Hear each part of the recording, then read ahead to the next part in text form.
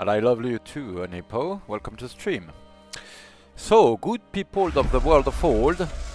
The weekend has been particularly busy here, so I'm still drinking copious amounts of coffee to get my neurons in line. I hope your weekend has been as busy as mine, and that it was good. And welcome back to this match. So we are seeing Cliff leading Babylon, fighting Blaj leading Kush on this coastal rain basin, ultra-wide coastal rain basin, a game that was started quite some time ago. I believe we are in the 6th session, or maybe the 5th. Let me check, I can probably ascertain where we are. If I can find the appropriate browser tab. A very modern problem. Yes, I believe this is the 5th session. And our players have joined the game and they are resuming the game.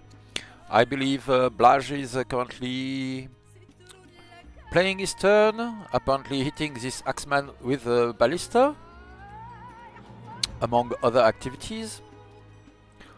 Revising his plans for wonders in this city that will be strong next turn, so he would be technically able to start the Colossus or the Cotton, but it remains to be seen if he will have the finances to do that. He still has horrendous opinion issues with the Yam family, his Hunters family, because they are pagan and the pagan religion hates him. Because their leader is imprisoned, is slighted, and they really hate them. And some of the positive opinions they had with some events are decaying as well.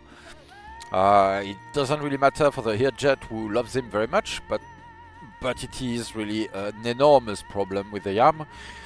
As a consequence of being a furious family, all the units from this family, which is his military family, so presumably the majority of them, more than half, I don't know if it's more than half, but about half his army is fighting at minus 20%, no less. Yeah, so his cities of this family are generating minus 20% civics, minus 20% training. They cost 50% more in maintenance, which is having a large impact here.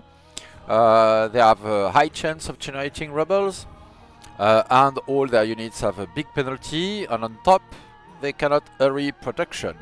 So this is a very big hurdle, probably the most prominent problem in terms of internal politics and economy in Kush. We'll see if Blaj can work his way out from this problem. I suppose ultimately the Patriarch will die. They are after all old. But they are 69. Maybe assassination could be good. Release from prison would actually probably help, because that would remove the minus 100% penalty for being imprisoned, and maybe there would be a slight chance that they would not be slighted anymore, or something like that, if lucky with an event. But yeah, this is a big problem. So I'm not sure what happened, how they got imprisoned. Maybe at one point our player Blaj thought that imprisoning them would get rid of them, but that doesn't work for a religious leader. They still very much exert their influence from prison as well. We can see some planification for estates apparently appearing in the Kushite landscape. So they might be considering, well, definitely in their capital, that's already in progress, but in a few other spots as well, a race for victory points. There's still 14 victory points away from victory though, so there is some planning here. Wonders are also a way to gain additional victory points. They are about to gain a few more from culture growth in his city, so this one is growing slowly, but it's weak. It would be easy to bring it to developing. They have a religion with mythology, so with polytheism and many shrines. That's a very strong way to push culture if needed. And they have quite a few cities about to get strong. This one's about to get strong. This one definitely about to next turn. This one will be developing in 12 years without doing anything special on top. This might be in range. Yeah, in 4 years. Well, this doesn't look like 4 years, but maybe I'm not reading it right. This one will in 7 years. So if they can hold the assault, maybe they don't have to push into Babylon, which would be very hard, given that we are seeing a large amount of crossbows, which are very hard to deal with on the front here. He has very good vision, though. I hope he assesses correctly that he cannot move in there, or not with decisive results. At the very end of last session and last stream, he was reaching cataphracts, so unlocked as a very high-end late game game ender units. So upon reaching barding, you can make cataphracts, the strongest form of cavalry in the game. They have 10 strengths. Of course, they rout. They also inflict damage as they strike all around them, and as all melee mounted units, they devour siege units.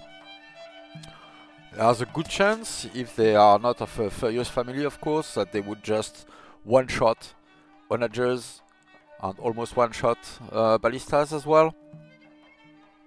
So there are juicy route opportunity that can open, which at the very least, because his opponents saw it last year, they had an agent in some of the cities apparently. Oh no, I would have to be on the Babylonian point of view to be able to showcase that, but I believe there are Babylonian agents in Kawa on the front line and another one in Akasha. So both players with scout placement on one hand and agents, spy on the other hand, are maintaining very good tabs on their opponents. They have a very extended vision of what's happening. So there's an agent network in Marad, an agent network and an agent in Eridu, as well as in Borsipa and Opis.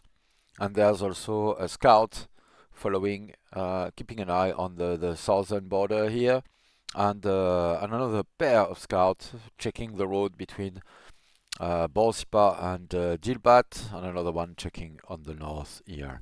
So they have a pretty clear idea of what's happening in Babylonian lands, and the converse is true as well from Babylonian eyes on the Kushite side. Although we'll wait for Babylonian turn before we get there. I'm not sure what this icon matches. Oh, they are making a fort with a disciple. Alright. Yes, of course, the ability to make fort with any unit for Kush extends to all units, not only military units, so they can do that. And I believe here they started and stopped a fort, started the fort and cancelled it to clear forests or vegetation and retrieve the wood accordingly. Probably in preparation to start the Cothon or possibly the Colossus. I would say the Cothon probably as a priority. The Colossus doesn't take wood, so it wouldn't fit as well as an explanation. But here selling food, maybe potentially wood. Oh no, they need to buy wood even more. They could potentially start the Cothon right now. That's very vulnerable though. They don't have even a single ship to cover their walker, so their opponent would see that they are starting a wonder, and this ship would be quite enough without opposition to scrap the effort to build a wonder from Elgol. So we'll see if Blaj takes measures to protect his walker, his wonder in progress, potentially, or if he does not, I suppose.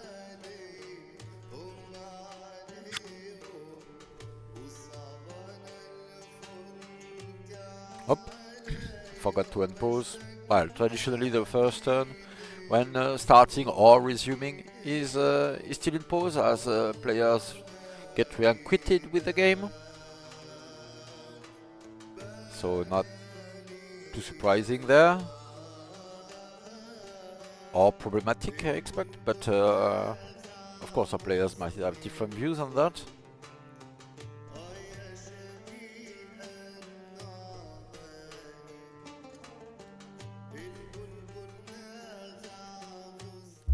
And there we are, back to Babylon.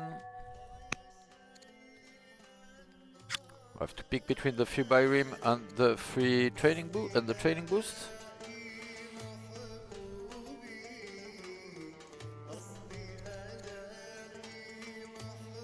And yeah, they have a similar level of vision with agent, agent, agent, agent. So actually they are keeping tabs on the whole logistic line from the north with agents. And they have 2 scouts on top to be able to well, keep track of what's happening outside of his enemy's border. I think I agree with keeping a scout here. This one is maybe a little bit redundant though.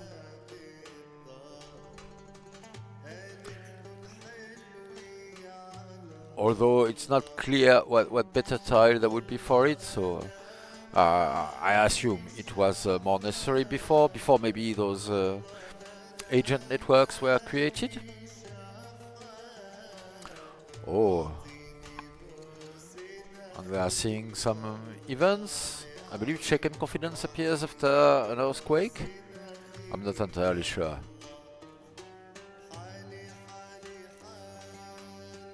And he's getting academies, more resources. So of course, as you can see, Cliff is very flush with stone. Not as much with some other aspects of his economy. But his economy is in very strong shape overall compared to his opponent. So some of that might be transitory because of the family issues I outlined in Blaj's kingdom. And we can see that not everything is rosy in Babylon, but still dealing with minus 66 opinion is still way easier than dealing with a furious family with minus 220, I believe.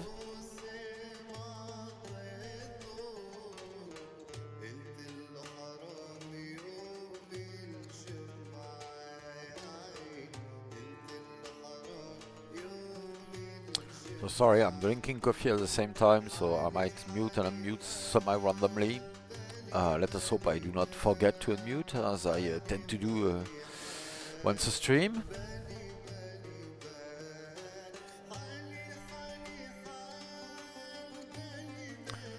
Various notifications. So he got his gardener here, and soon this citrus will be a luxury as well. It is not at the moment, but we've made the update in the test branch, and we'll have an 11th luxury on the map soon. If you never noticed, there was originally a symmetry between 10 archetypes, 10 families, 10 family classes, I should say, 10 luxuries, and some more. Of course, since then we have added some additional luxuries via the tech tree, and some are tied to families or other effects like patrons generate literature. Heliopolis, not much effort going on being invested in shrines, I believe, is getting garrisons. I can't say I really agree with that. Shrines are definitely very good, but shrines are twice as good as garrisons for orders. Once you have the Heliopolis, arguably the strongest wonder in the game. Yeah, some shrines, but not so much really. Which is a bit surprising. I mean, it's not like he's hurting for stone, so he's actually been selling huge amount of stones to buy everything else, but shrines should be easy. There are a few in the work, but yeah, I suppose I would tend to put more priority on that. Especially as, amazingly, despite having the Heliopolis, is about 10 to 20 orders per turn behind his opponent. So uh, this hasn't proved to be enough to secure a very strong advantage, the Heliopolis, which really means he hasn't invested much in it. Blaj is a bit on the back foot in terms of military score in particular, which of course tends to decide these games. But he's overtaken his opponent in science production for quite some time now, and is now starting to pull ahead with, well, very little between them, but about 200 research more invested into tech from Kush at this point, with some very fearsome units on the field, obviously with cataphracts. So Babylon is responding by sending more units toward the front line, a little bit of melee cavalry, Cimmerian archers, more Cimmerian archers, crossbowmen being rushed in Babylon, and dealing with random rebels around these southern cities. So I believe Mari shouldn't be generating rebels anymore, since they are positive in. Yeah, I'm not seeing religious dissent there, so they shouldn't be generating rebels anymore. But Eshnuna might, of course, because it's Amorite, and that unhappiness from them implies a 5% rebel chance. Or at least I thought it did, but no, they are not playing on the great, that's true.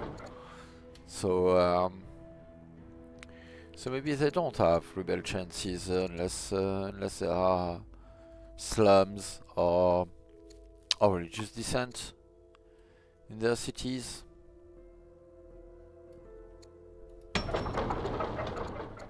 I'm not seeing it as a potential project, so I hope this is not just an artifact of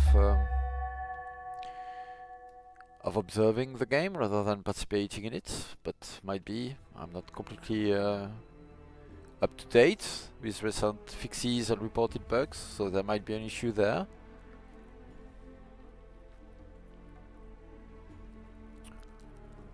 I like the deterrent group from the defense group from Blaj.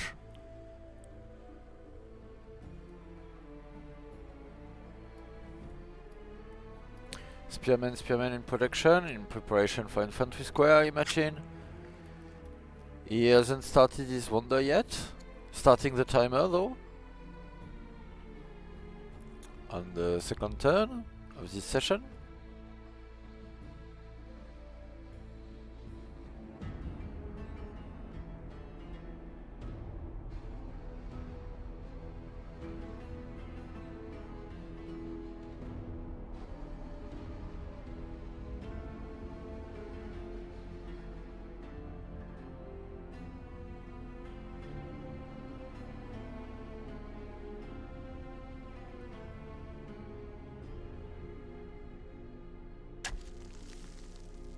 Oh, and there we go. The Cathan is started in Elgol as the city got strong, with resources to spare, really. I really like starting the Cathan also for the resource economy. It spends, it costs stone and wood, and what he needs to make is cataphracts and to keep leveraging his tech advantage and possibly timing, but it doesn't really look like he's going to go for timing, what with his plans for wonders and estates. But to produce cataphracts you need food and iron, so he's been working on that a bit with additional farms here, and I believe I saw a few more in the previous turns. Yes. in his landowner city, working on mines quite a bit as well. More farms here around the barley tile.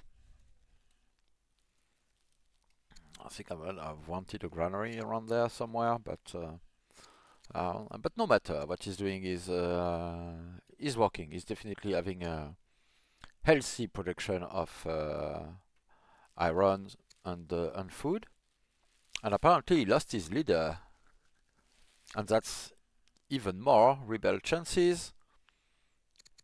And that didn't solve his opinion issues. On the contrary, it's getting worse because they are unpopular. So he has two furious families now, which might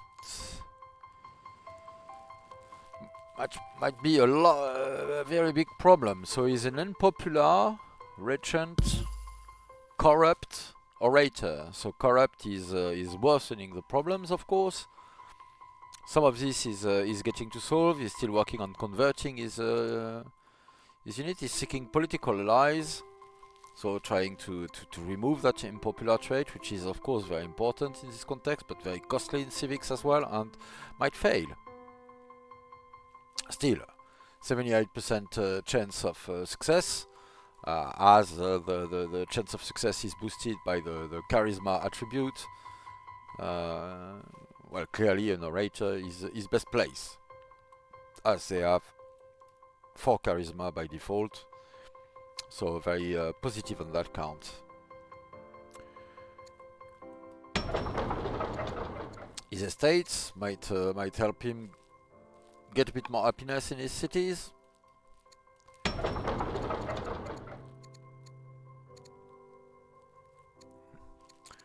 But yeah, they are not spectacularly positive at the moment. 1 second. Alright, there we go for motivation. A stonecutter would generate you more civics than the council in the mid-turn. I would even probably go for, well, is there a religion with Gnosticism? Yes, there is. So, if this city has Zoroastrianism, and it does, this archive is worth a forum 2 plus an archive. Well worth it. So get your archives when you have a Gnosticism religion. And the Elder Monks are well worth it as well. Well, I suppose they cost food, but at least the Stonecutter doesn't cost anything, and an Archive 1 costs 20 stone, and you can definitely afford that, and that would be a very valid choice. I believe his toll resources that he was gifted for his reign, so he gets a lot closer to being able to start the Colossus, but of course if his opponents come knocking with the Byrim, it will be a very uncomfortable situation trying to save Elgol. Let's see who's lined up. An 11 years old tactics student. Tracker and blessed, but adopted and rightful heir. We'll see what comes out of that, but his opinion issues are very painful at the moment. I hope he will be able to find some ways to at least mitigate them. But I feel he's in a very dangerous situation at the moment, whether he identifies it or not.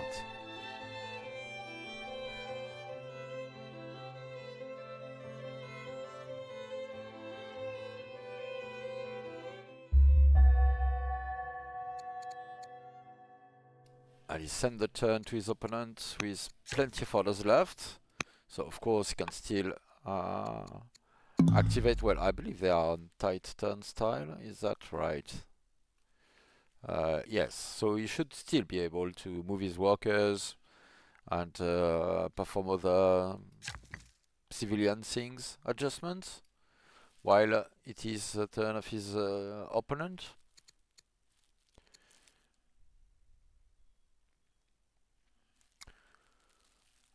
But yeah, he would want lumber mills here. The fur as well would be very valuable luxury for the Yam cities. That would be, let me check the opinions.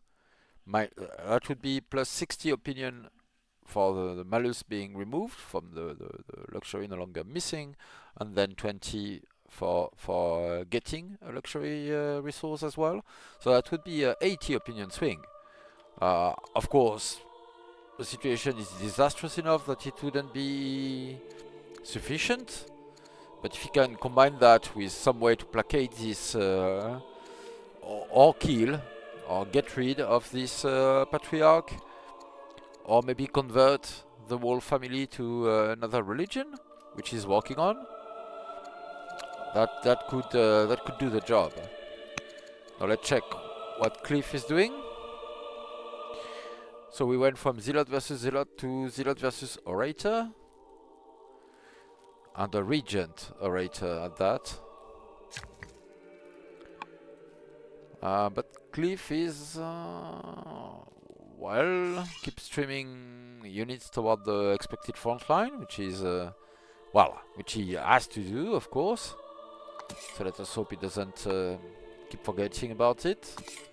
We'll have to deal with these rebels and repair after this earthquake as well.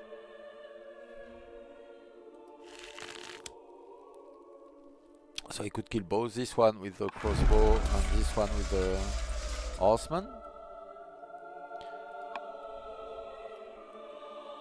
We'll see if he realizes that, or just goes for the closest unit with each of them, which tends to be what our intuitions say. And he's starting the Apadana, very good. The Apadana will do wonders for his economy. I'm slightly sad that Blaj didn't identify it. These are victory points after all. Just as many for a weak wonder than for a legendary or strong one.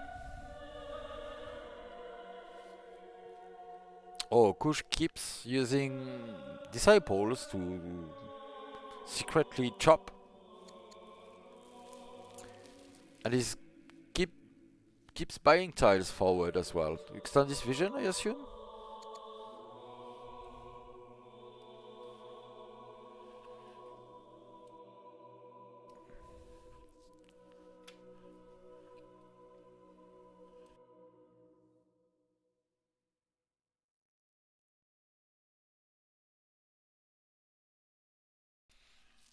So yes, indeed, we are seeing additional units inch their way forward. This horseman came from here, I believe. And additionally, Cimmerian archers are moving toward the front line too. Slight repositioning here. Blob formation versus line, yes. Yeah, Babylon could probably walk in, but they've been intimidated end of last session by the first cataphracts appearing. We'll see if that comes into play. And welcome to the stream, Hazard brings axe. Welcome, welcome. So the situation is still tense. I'm a bit worried for Blaj because of this Byrim. There is a Byrim on the Babylonian side, with which he hasn't done anything. I don't know what promotions are available. Yeah, nothing particularly spectacular, but Blaj started the naval wonders without even a single Byrim to protect his worker, so he is actually very vulnerable in that play. One more reason I think he should have gone from the Apadana somewhere.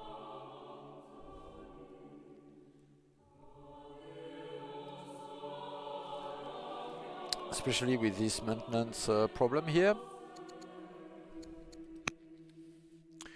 But Babylon is making the Apadana instead.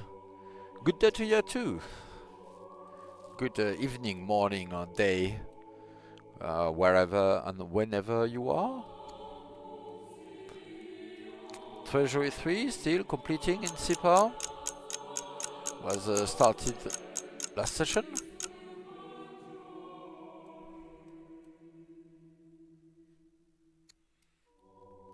Almost spent all his orders. Repairing shrines, among other things. 10 seconds left.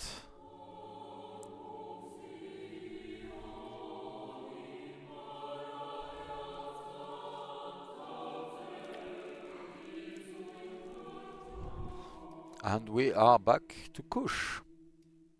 Well, to Kush's turn anyway. Judaism has spread.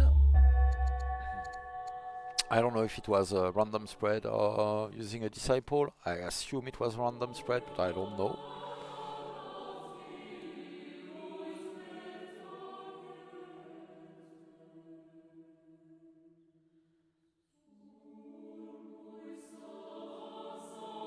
But yeah, his economy is hurting very much, and he would need to fix his opinions to do something about it. He could convert his regent to Judaism pretty much automatically. Your leader can choose to convert and send both the Chancellor and his leader to convert additional characters to move them away from paganism and the horrible opinion issues they are generating for him. So similarly to his opponent, we see units streaming in from the back line.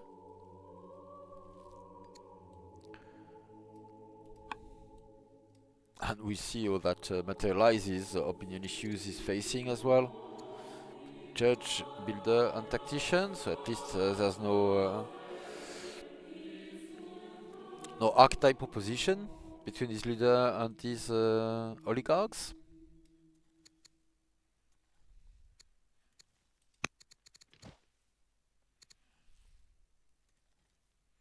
Dealing with rebels, of course. Oh, hello, Aran. Welcome to the stream. And congratulations on your recent matches. So the situation is still very tense. We are seeing a few upgrades and some production of cataphracts from the Kushite side. He also pulled the trigger and started the Kothan, which is a bit bold, in that he doesn't even have a single ship to protect his worker, and his opponent has a Byrim, which I assume he knows about, I don't know. But producing a ship and killing a worker is hardly a big challenge, so I would like to see some degree of protection, some attempt at it.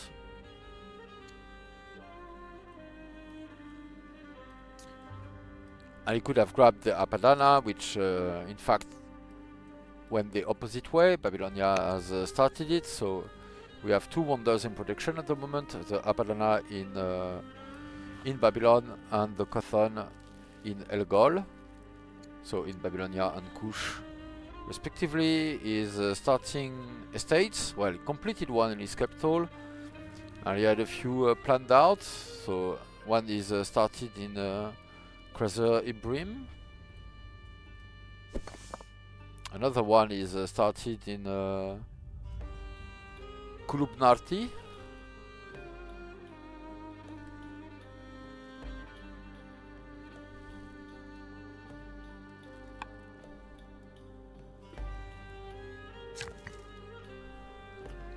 So moving forward and cutting scrubs and maybe buying the tile, I don't know. That's very expensive though, with the resources difficulties he's having. That's probably very painful.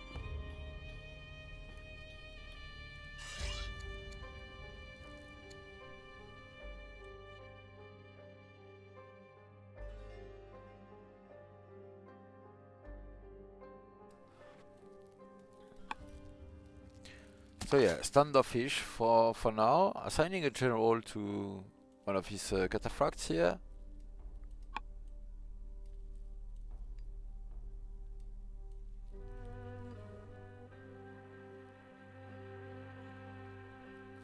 Some archives in production. Which are good improvements, especially with Gnosticism around.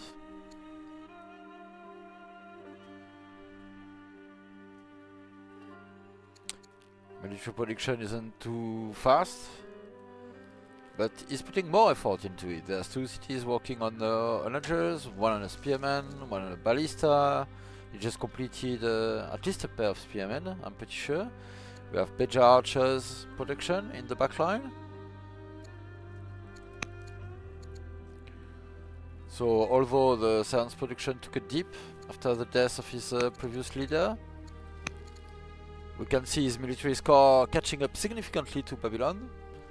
Both are growing, but the gap between the two is only a bit of under 200. It was 400 a turn or two ago. And the order economy of Kush is still superior at the moment, despite the Heliopolis being completed in Babylonian lands. Walls are about to be finished in Akkad.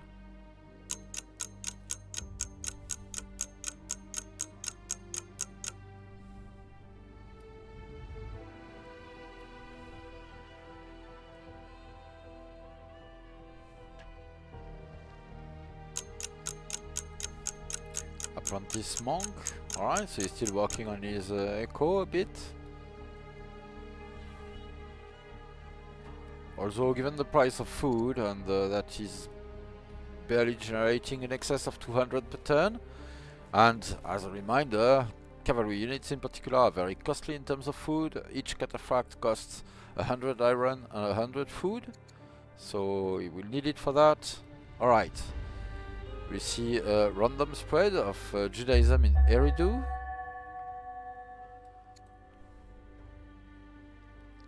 Which is, well, quite a ways away from the front line actually. It's a distant city as far as it's concerned.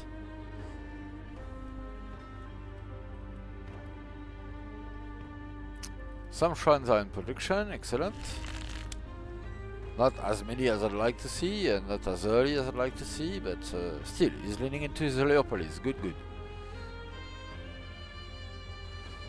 This is where the Apadana is currently happening. But his economy is way poorer, apart from his stone generation, than that of his opponent.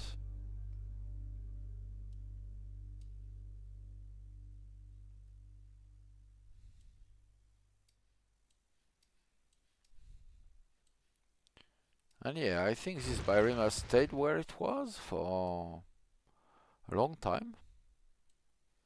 Not sure if he's planning to upgrade. Oh, chain drive, so he's going for polybolos. So his ballistas will be able to upgrade to polyboloids, and he will be able to produce polyboloids as well. And of course polyboloids maintain, well, they don't keep torsion spring, but they do keep PS2 and cleave. So they are very efficient at that, and they are plus 50% against the ranged units, which is the majority of his opponent's army, beyond a few spears and axes scattered around.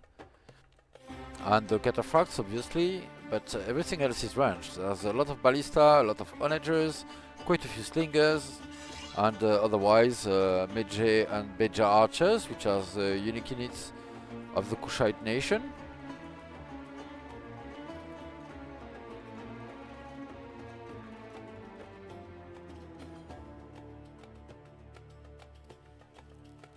And these are long terms. We are in the late game now, and we've been there for quite some time actually. Cataphracts are an uncommon sight in duels format, I would say, so the game is going very late in general. There's a lot to do each turn, so they take longer, as our players have a lot more to do and to check and review each turn if you want to do it with high precision.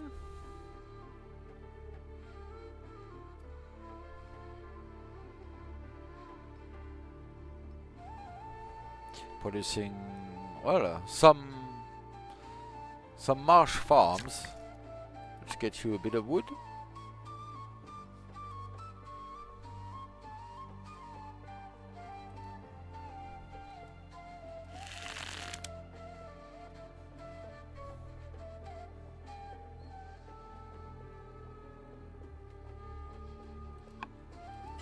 We'll see if he moves his remaining Cimmerian archers and crossbowmen forward. I expect no less, of course.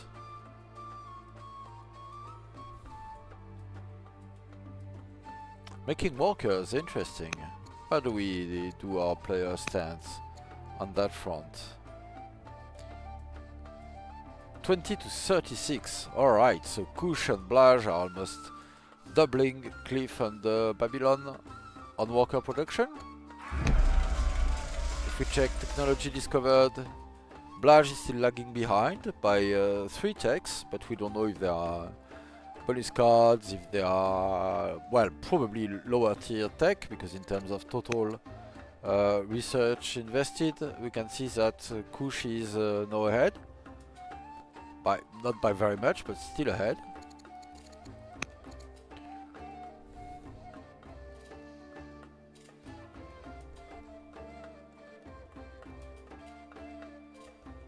Yeah, 278 improvements for Kush and Blaj, as opposed to 181 for Babylonia and Clifford. Huge worker pump in Babylon. Well, this is solid growth, but he's not using it to make workers.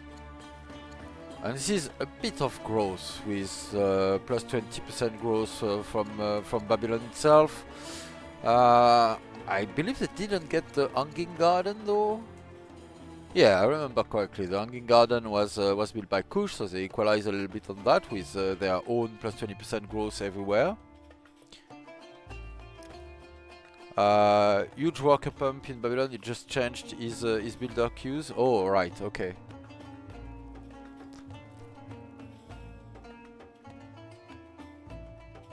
Yeah, but for now he still has. Well, did I misread that?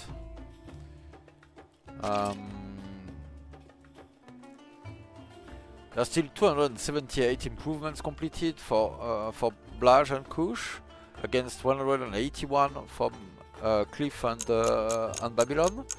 And in terms of workers, accordingly, there are 36 workers produced by Kush and 20 by Babylon. And maybe they lost some, so it doesn't. And there are disciples among them. After all, Kush founded 3 religions, and they invested quite a bit in them, getting tier 3 theologies for 2 of them.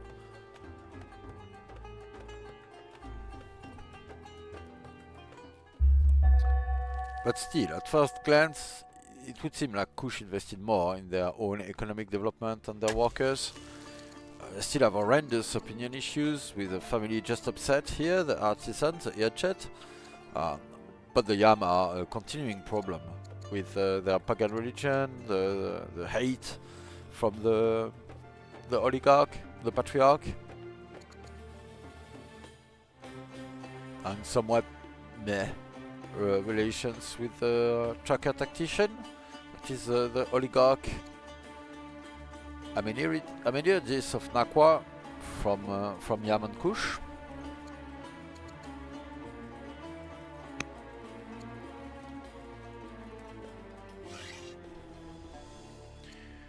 They have an ambition to control 600 agents. They are not there yet. Hunters tend to generate schemers, so that's usually how it goes. What decides who can accomplish that?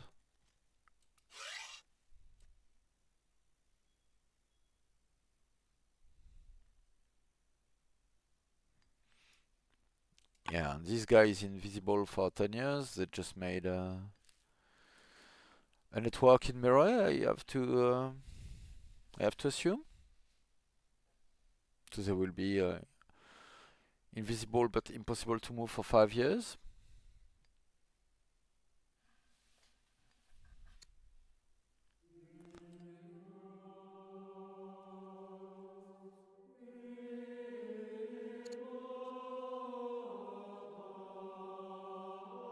So Blaj secured a more advanced site by expanding his territory and gaining more vision, more passive vision, just by city borders on his opponent's position.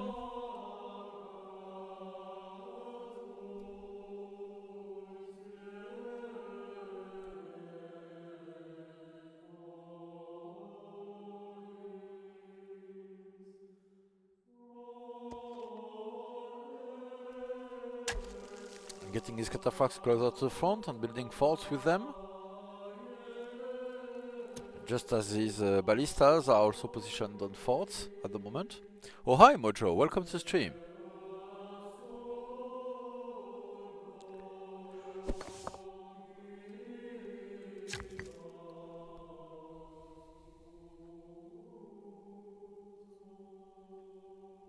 Alright, Kush is clear cutting some forests and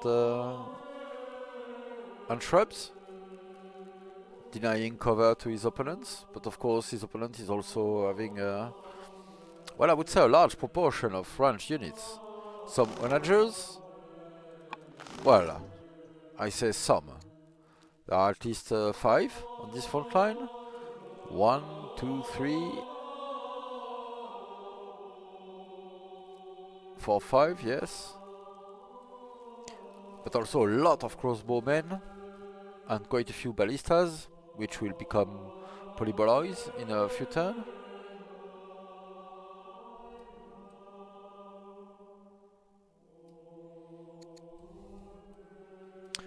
And he's getting spears. I suppose to upgrade it to pikes.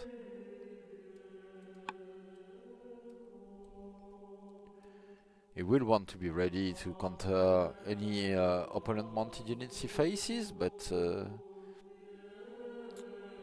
it's a bit expensive to invest in units and then upgrade them, because you pay the full cost of the upgraded unit when you do that, on top, of course, of the cost of the original unit. And his economy is hurting at the moment, so it's not so clear that he will be able to afford that.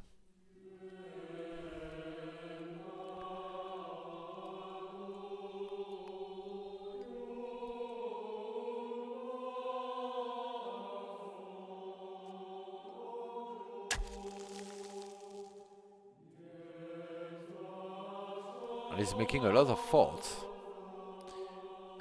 Yeah, as explained, the forts are started and cancelled, so it's a sort of trick to use his disciples to chop wood.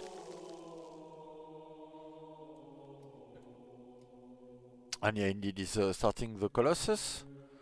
So, but this makes me very uneasy. Like a pair of naval wonders without a single ship to protect them.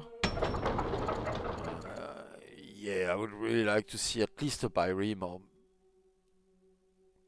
or 3 to protect this investment. Which will go in competition with pikemen or spearmen for resources. Iron and wood are the metal and wood are the resources that are necessary to make ships, and they are also the resources necessary to make mounted polearm units, spearmen and pikes, and as well crossbowmen and polyboloys.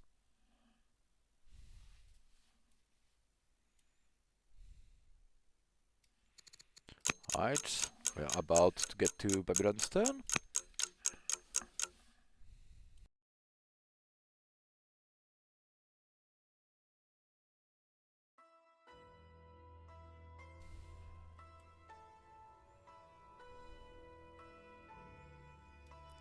Positioning more crossbowmen. He still doesn't have the civics. At long last. He has accumulated civics to be able to enlist if the opportunity arises. And he lost a scout that became visible without him realizing, maybe. Maybe it was pushed away by the walker going on this tile and then he forgot. Anyway, this Blaj archer made short work of this scout. That's amazing. Blaj has almost entirely caught up to his opponent in terms of military force. His order economy is still superior. Science is playing in his favor, although we see a strong rally from Babylon, who went from plus 164 to plus 223 in a few turns, which was presumably due to the completion of libraries in a few places, academy ongoing in Babylon as well.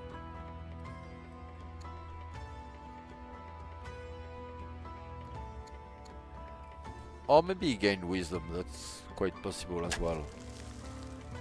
I do remember him as a positive wisdom ruler, but zealot, but not that positive. I might be forgetting though.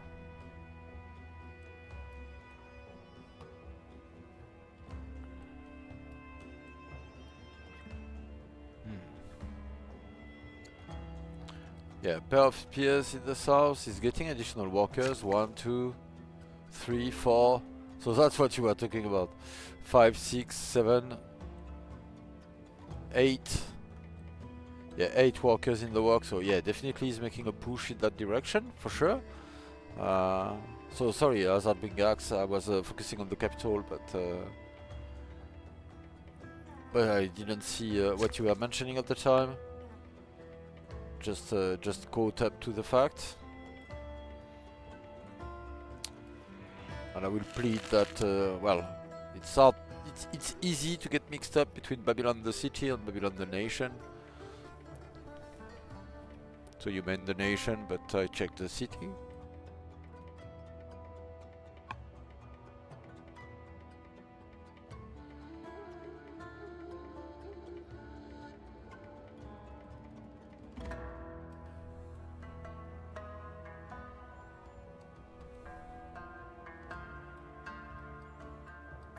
This scout will get revealed as well in 5 years, as this is now in Kushite territory.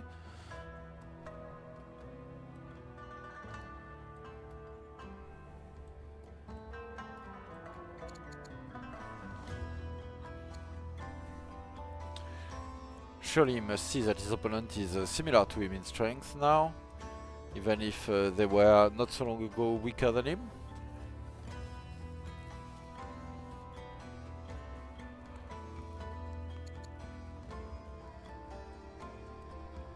Dealing with rebels again.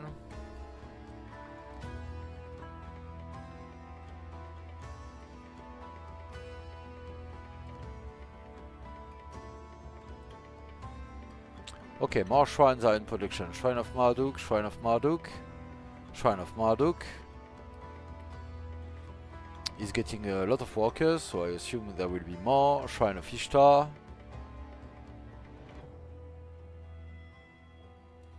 Completed his road to Akkad.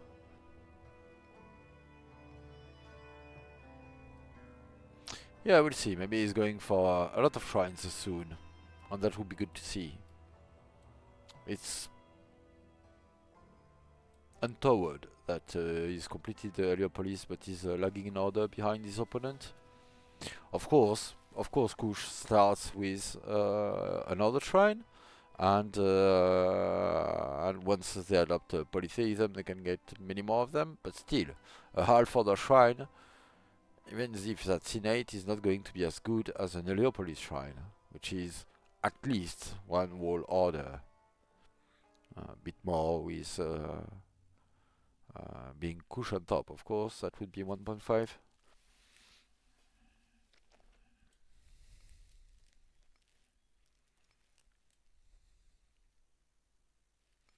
It's producing horsemen, ballista, horsemen. So alright, there are military units in the work, and some of the workers are completing.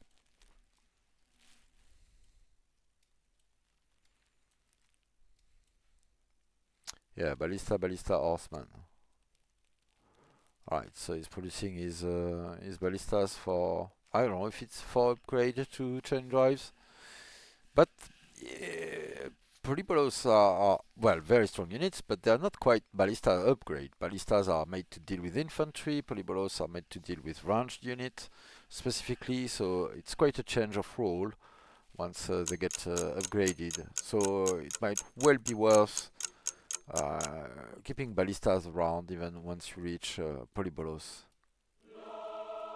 Of course, upgrading is always resource inefficient in old world, but it's very time efficient. So we'll see if he decides to opt for a wave of upgrade as he gets to chain drive and unlocks Polyboloi.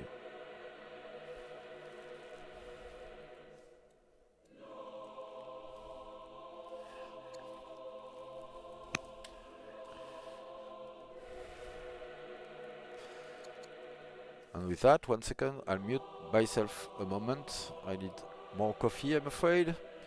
See you in a second.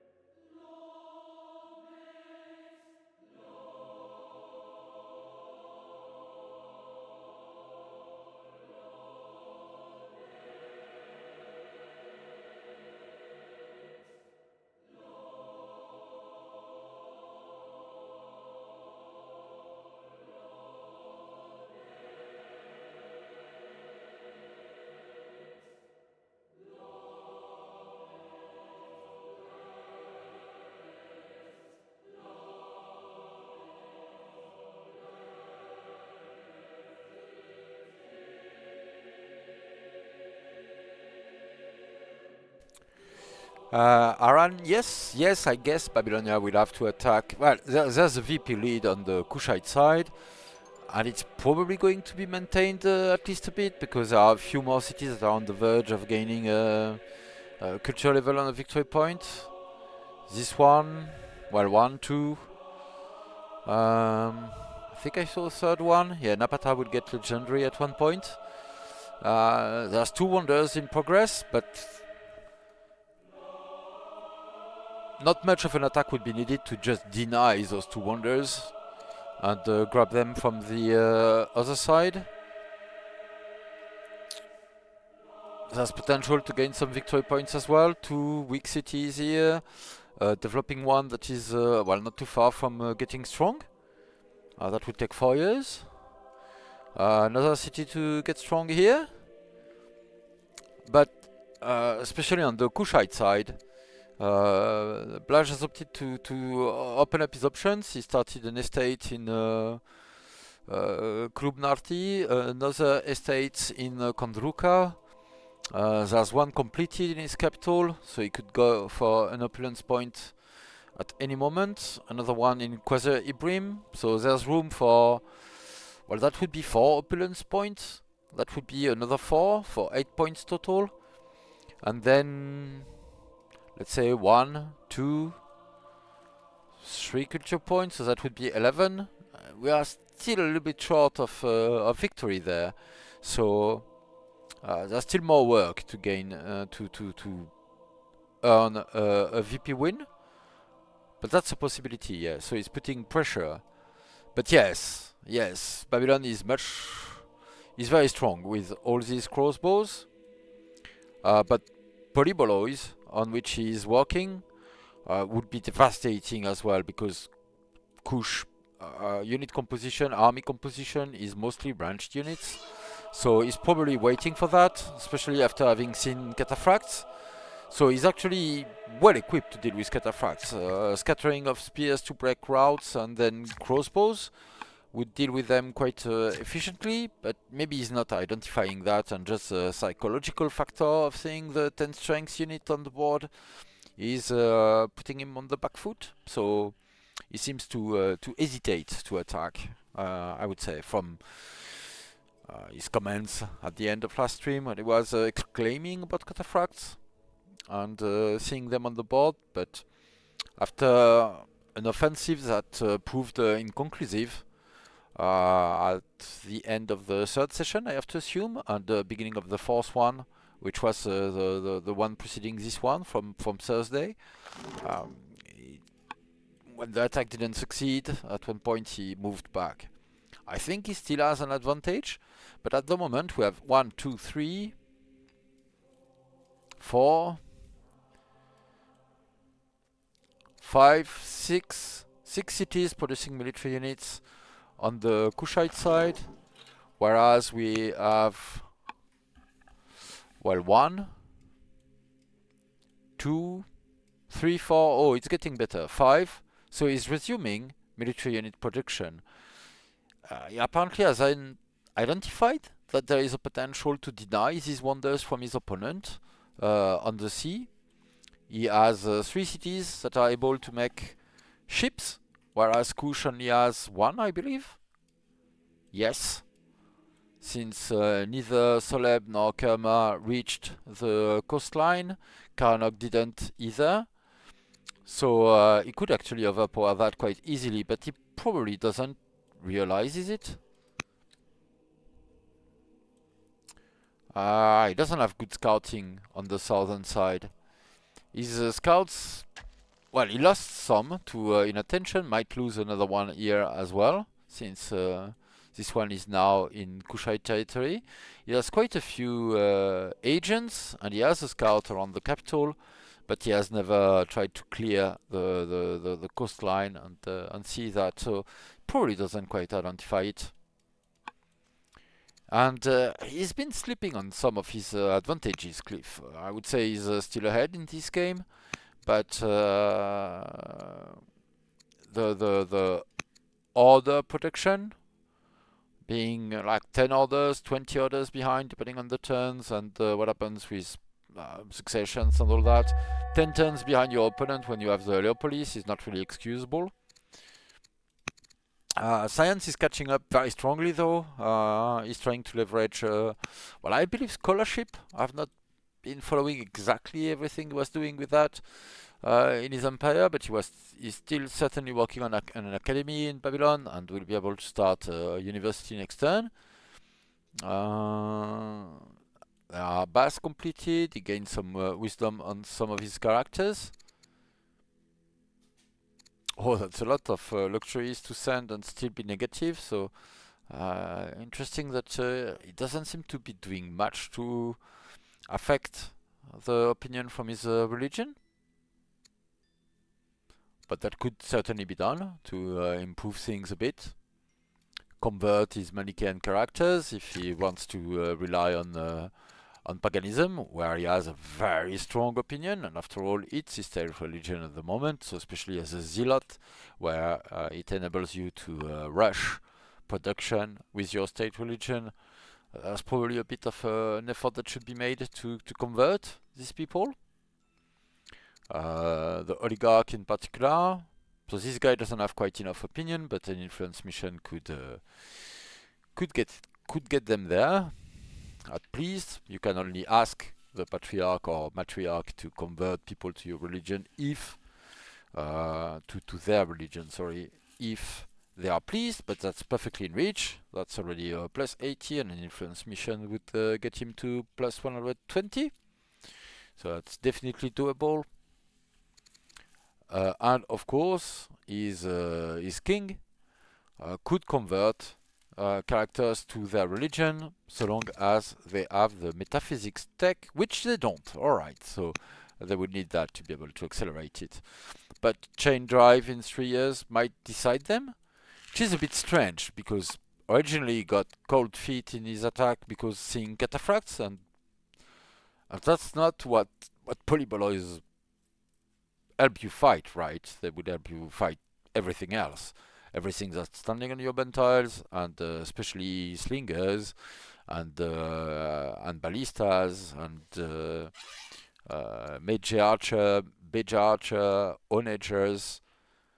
But he was already decently tooled to fight that. He would like a better tool to fight cataphracts, but well, really, crossbowmen can do in a pinch, and he has a few spears as well. So fixing his opinion and yeah, I don't know, getting toward pikes, but that's a long line. He only got steel early this stream, doesn't have battle line yet, and then you would still need infantry square and cohorts, So he's making good progress. Lacking battle line is also what prevents him from getting cataphracts of his own. So we'll see where he decides to go. But yeah, I agree. Crossbows are very strong units and they are very frightening. He could definitely push, but he would have been in a position to continue the fight last session as well. So he's probably shaken morally, and Blaj successfully convinced him that the attack wouldn't work. So we'll see how long it takes for him to shake the fear and move in again.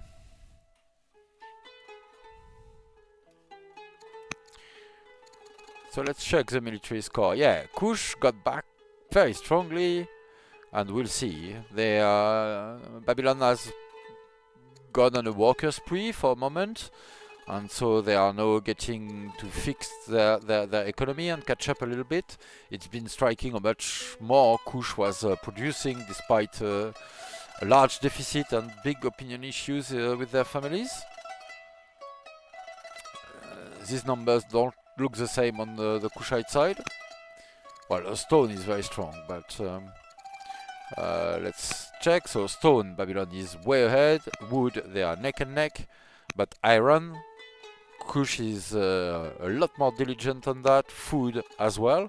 Of course, these two pay for cataphracts, so that's what I assume Blaj was hoping for. Money is disastrous, but still, with this kind of resource generation, you can achieve a bit more.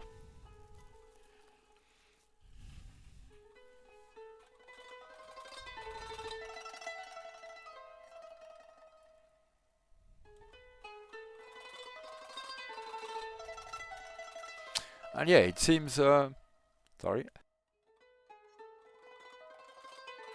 It seems our Kushite player wants to extend the line as well and fortify it with fort all along, buying the territory to secure himself and to anchor his army, his line. Sorry. Yeah. On the mountains, possibly.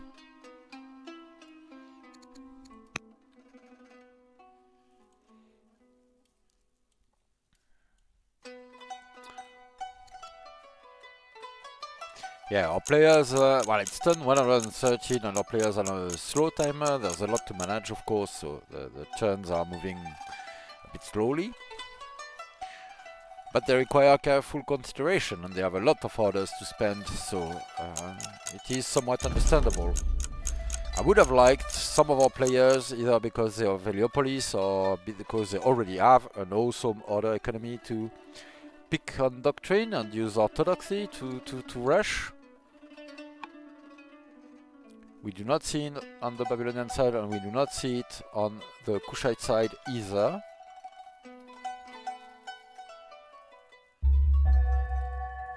A unit died.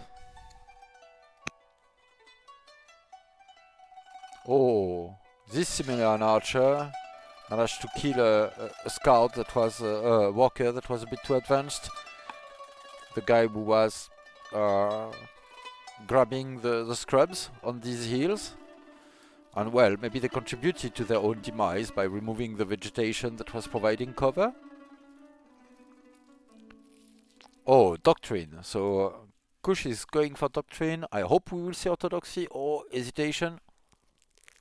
Coinage. Oh, they think of fixing their money issues that way, but they really need religion. What are they doing? Alright, converting to state religion. So they are actively converting people now. Not with their religious leader though, so they didn't invest the influence mission to be able to do that with two characters at once. I suspect because they are worried about their losing the throne to the rightful heir a bit too early, but actually it would have been valuable. It's valuable with one mission because you replace one by two.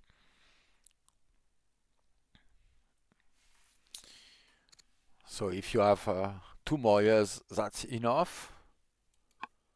At least barring freak events. Right, cataphracts in the back line, separated to avoid routes, I suppose, but his opponent doesn't look well set up to route, although Babylon inflicted a lot of damage with horsemen last session, so I can understand the fear.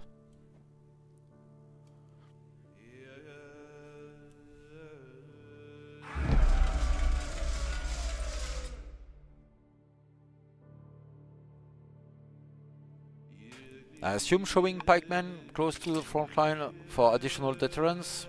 There's a new pack of onagers getting ready here to extend the threat toward Akkad. They would still need to advance considerably to be able to attack there, or at least get their earned upgrade to mangonels, which is, well, which they are not in reach of doing at the moment, not yet. But pikemen are on the field, on the same side of the cataphracts, so.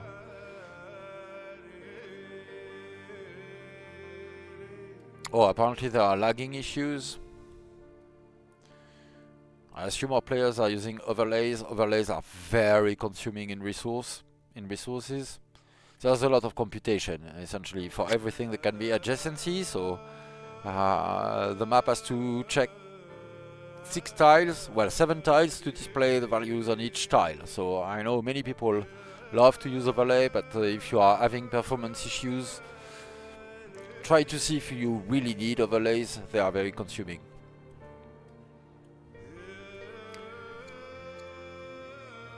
Cliff is on the clock? What do you mean? Scientific. Welcome to the stream, by the way. Welcome, welcome. You mean the clock is paused? Oh no, oh okay, you mean he's under pressure, under time pressure for victory points from his opponent. Well, at least that's what I'm guessing at the moment. Yeah, but running out of time to win, yes. But, I mean, there's definite victory point advantage, and I assume Kush has identified that. Kush and the Blaj has identified that for Kush with the push for the Pair of Wonders, although I would have liked to see the Apadana in Meroe rather than these. They are more, it's as many victory points, less costly, easier to protect as well. It doesn't have a single ship.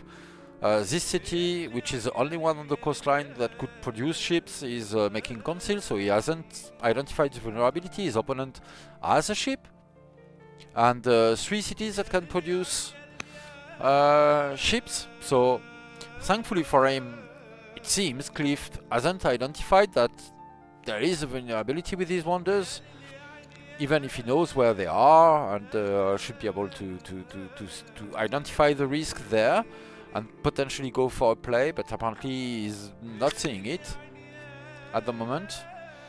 And we can find Blaj making estates as well here, and I believe there's one in production. Yes, in Kulupnarti, one in production in Kondruka. There's one completed in Meroe, but he hasn't started on opulence points, so I can only guess that he's waiting to try to synchronize and take his opponent by surprise. But yes, there is some victory point pressure already, and some more is coming. I would like to see a few more shrines started, especially with mythology religion around to be spread, and already spread to most of his cities. I believe this one is the only one which doesn't have Judaism. So, but beyond getting to developing, which will happen, well, in 7 turns anyway, that could push some of his developing cities to strong a little bit quicker. This one will get to strong in 10 turns as is. This one went over the cap already. Napata is about to become legendary, so there's quite a few victory points that are incoming. So indeed, Cliff is under pressure to attack, to move in, to try to contest this advantage that Blaj has accumulated. But it seems Blaj successfully convinced their opponents that they couldn't move in. Flashing some cataphracts at the end of last stream, now flashing some pikemen to discourage them from attempting some devastating routes as they did last time. So yeah, we'll see about that. More pikemen on the northern front, and there's some more spears ready to get ferried there as well. But this is quite fragile. These two wonders could be cancelled relatively easily for a reasonable investment of a few biremes, especially if you can grab one or two that can push walkers away. That would be enough to be devastating. So fire ships would enable easy cancelling of wonders, and you can even almost fish for the promotion. Just get some biremes essentially. Or otherwise, 3 biremes can easily kill a walker. Not seeing it at the moment, but yeah, maybe he'll catch up on to that. Wonders take a long time to complete, so he can realize that in 5 years and still be in time. So we'll have to see. He nabbed the Apadana at least, so that was a bit of a mistake, I would say, from his opponent, letting him grab the developing wonders before grabbing the strong one, especially as he had to wait for his only coastal city to get strong to be able to start the Colossus and the Cotton. And in fairness, that's also Cliff that left that on the board. They had a strong city that could have started the naval wonders, no problem. They had plenty of stone and engineering and everything. Well, engineering on the board anyway, some time ago to be able to get the rest of the wonders, and they did not. Just like they could have competed much more vigorously for an order advantage. By simply making shrines, what they once they nabbed the Heliopolis, but did not.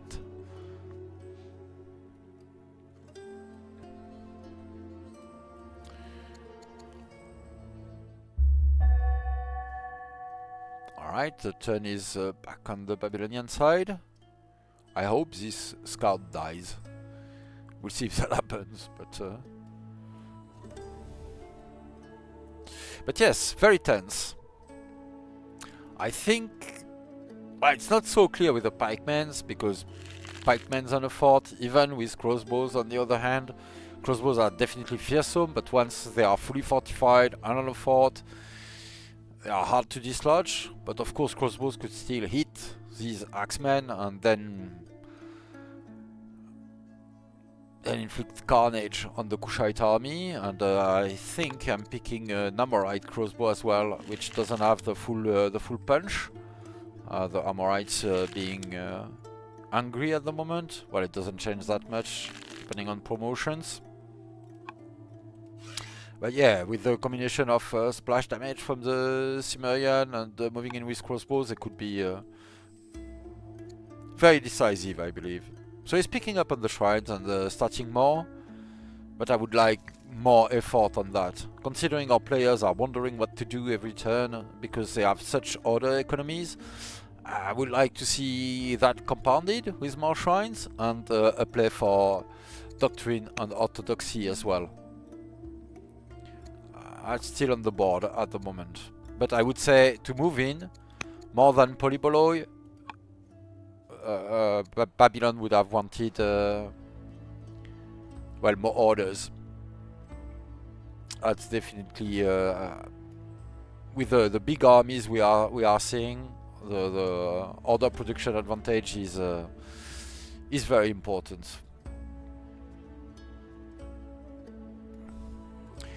But yeah, for now the game looks very static.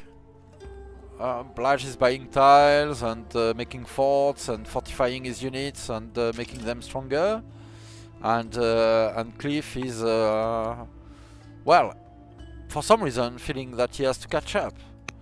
Even if in terms of science there's been a strong advantage on the Kushite side for quite a few turns, they're still neck and neck in terms of research invested. There's not a big difference there. The military score is still a Babylonian advantage at the moment. The economy though, well, wood is neck and neck, stone as a strong advantage for Babylonia, but he didn't capitalize on it. He left the wonders on the board to be grabbed.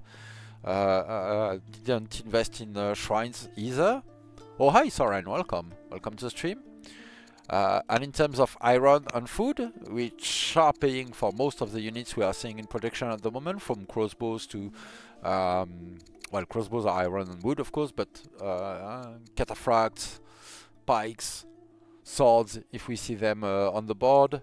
Blaj is much more comfortable with his income, with much stronger economy on these fronts. And even if Cliff is trying to catch up in research, I don't think that's the advantage he has at the moment. He already has strong units, but yeah, he would need the order and to move in essentially. And he left the window closed a little bit already by letting his opponent reach phalanx and not phalanx, sorry, infantry square and upgrade to pikes. So still standoffish at the moment. I would like to see some scouting of the southern coastline by Cliff, but it doesn't look like he's paying much attention to that. He put an agent network in Meroe, but his scout is not clearing the southern line. Let me see if I can still get some information. So yeah, you know about this this spot. The Wonders revealed it, but he hasn't explored anything along the coastline. So he's probably completely blind to the fact that 4 of the VPs his opponent is threatening to accumulate are actually very vulnerable to a potential naval attack. He has 1 ship against 0, but a few more biremes could be easy to acquire and could at the very least gain him quite a bit of time to compete on the victory front or to prepare an attack if he still feels lack of confidence moving in. Not quite going for opulence yet, but so answering your question, anyone going for impulence, sorry for re-saying it, but it makes it clearer when people are seeing it on YouTube later. So, but he started he's made an estate, he's completed an estate in Meroe. He's about to complete another one in Quasiribrim. There's one about to complete in Kulubnarti and another one in Kondruka. So there were no hints of that at the end of last stream, I believe, on the end of the session that completed on Thursday. So I believe he thought about it and decided to push for victory point. He already had a significant advantage there. So he's completing estates, but he hasn't even started an opulence project. So I think he wants to hide his play a little bit. Of course, his opponent has a scout right away, so they can see the estate. But he would probably look to synchronize it a bit, I would assume, when that comes, and take his opponent by surprise. Maybe he will go. He will try to synchronize it with the completion of the Wonders.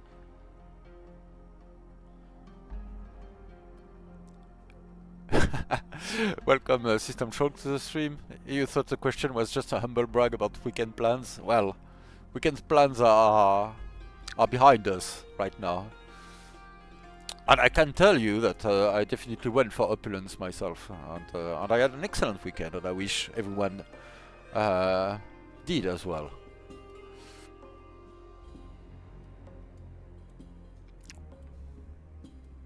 Alright, more rebels. So the largest problem, I would say, or the largest issue to fix in the Kushite Empire would be the Yam's opinion. This is disastrous.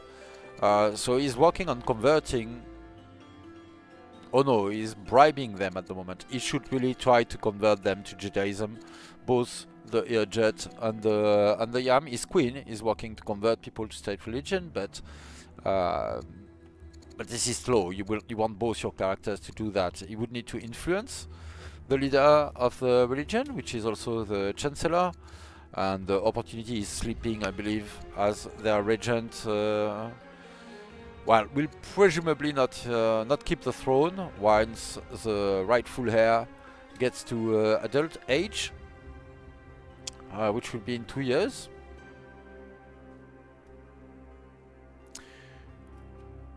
But yeah, this is very tough. That's the minus 20% strength on all units is of course awful, but he's racing for opulence, someone's training to upgrade potential units and all that. The minus 20% civics, minus 20% training, impossibility to rush production, which is very sad, especially once you get Holy War, which allows you to rush units with money. But the extra maintenance is super painful as well. That's what's putting him in such a big problematic issue there. And the rebels are consuming part of his attention, part of his army, part of his order economy, part of his economy by itself with pillaging.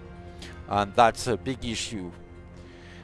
He hasn't quite given enough priority, I would say, to solving this issue in the last session, and maybe he doesn't have all the tools he could use in mind when playing. And to be fair, this is very tough, and I suspect he imprisoned this patriarch thinking that it would help solve his problems, but of course.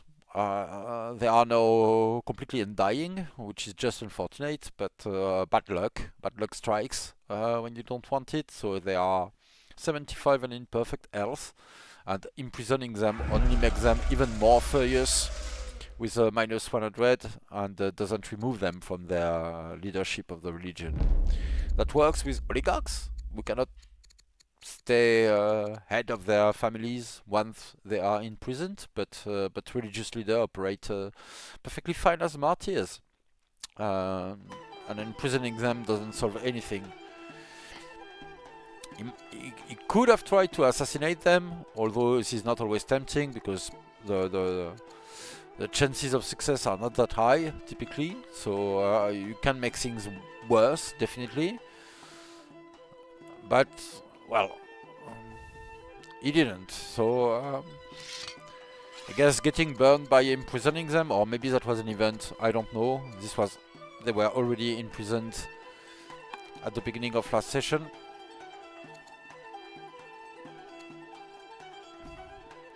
But trying to placate a family by family gifts is not enough. Maybe we'll get a super lucky event, but yeah, it doesn't look like it at the moment. Alright, so reinforcing their front line, still having a few horsemen around, and it's better to pay for additional cataphracts if you can than to try to upgrade existing horsemen, because that's additional strength rather than having a unit going from 6 to 10. You have an additional 10 on top, and of course it's getting hard to pay the iron and the food necessary, so I have to assume most of his iron was spent upgrading spearmen to pikemen. And there's quite a bit of stone investment into additional forts. The Pantheon was started by Babylonia though, so there's competition for wonder. And I don't know if Kush will be able to start an additional one, but I would have assumed the Vayarekta Souk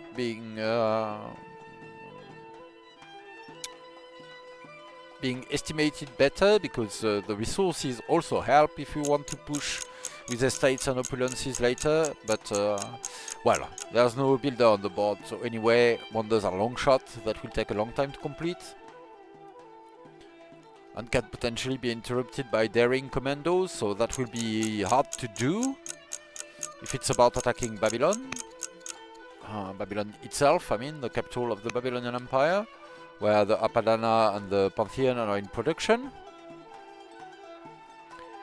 But as I was saying, for naval wonders, these two are a lot more vulnerable and could definitely be attacked successfully with, well, much less investment than going for the enemy capital, obviously.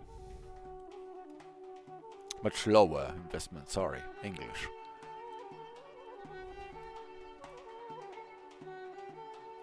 More crossbowmen in production, I approve. Crossbowmen are very strong.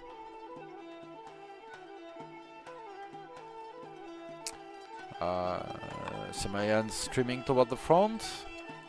Ballistas and horsemen. So, alright. Military production is definitely picking up again in Babylon after a short break, going for more workers. Let us see the worker situation now. As we were 36 to 20 produced at one point. 36 to 24, so it's getting slightly closer. We still have very large discrepancy, plus 50% improvements produced by Kush. They control almost 300 improvements, and Babylonia is slightly below 200. Blaj and Cliff, sorry, I should say. And yeah, in terms of victory points, I didn't realize that not too long before the start of last session, they were neck and neck, but Kush has opened and maintained a significant advantage since then. And yeah, science is getting closer and closer, so we see the previous leader from Kush dying here, and here Babylonia is ramping up with libraries and academies completing. It's somewhat noticeable to me that after the completion of his academy, he went directly for a wonder, so he definitely feels under pressure, but there's no university started in Babylon yet. And I'm pretty sure Babylon is responsible for a significant part of his research. Oh, not that much actually. 43.8, but still. With everything I would have seen, I would have thought it would be more valuable than that, but I am misreading. Where is this research coming from? Well, it still is top cities. There's quite a bit coming from agents, in particular this obscene one. 5 wisdom agent, a pleased 5 wisdom agent, schema agent, which is producing almost as much as the Sage seat or the capital. But yeah, alright, this is spread a bit everywhere, which is not ideal, because if you're going to use a multiplier, like the line of improvements from scholarship, if you can put it all in 1 or 2 cities and get most of the benefit, because these 2 cities are producing most of your research, that's of course more efficient in terms of resources, in terms of use of your workers, orders, to make this expense in only a few cities and get the multiplier on most of your research that way. But still, it's catching up nicely. I see this birim was moved, but only by 1 tile. I'm almost certain they were here, and that's a movement because, well, I would like to know from our players really, but I would assume it's only to pay a bit less upkeep by having the birim in their territory. Yes, they are in centralization, so they would pay more upkeep when out of their territory. And yeah, he's still generating fewer orders than his opponent, with serfdom as opposed to colony, with Heliopolis as opposed to no Heliopolis. But it's catching up. He's making shrines. Oh, and that's it? I thought they had more in the work. Alright, there's already 3 in this city. That's a bit more acceptable. There's 1 here, 2. I didn't go for the next 2. Alright, identifying that he needs to work on his resources is good though. So more wood, more... But if you're going to get more wood, get it on the river though. That's a way more valuable tile. Alright, there's 1 shrine, which means there could be 3 more. And 3 more orders every turn. There's no shrine at all in Dilbat, which is a bit shameful, especially at least 1. I mean, especially with a zealot leader that can rush in cities with their state religion, which is paganism, because they have divine rule.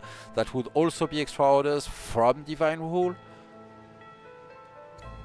Here too, no shrines yet. There's 2 in production, but yeah. if you're using divine rule, if you're using polytheism, get shrines. They are strong. If there's a religion with mythology on the board, get shrines, because they will get further boosted, and you don't need to spread it yourself to get the value. And if you have the Heliopolis in particular, you should, and this kind of stone protection, you should really be getting shrines everywhere.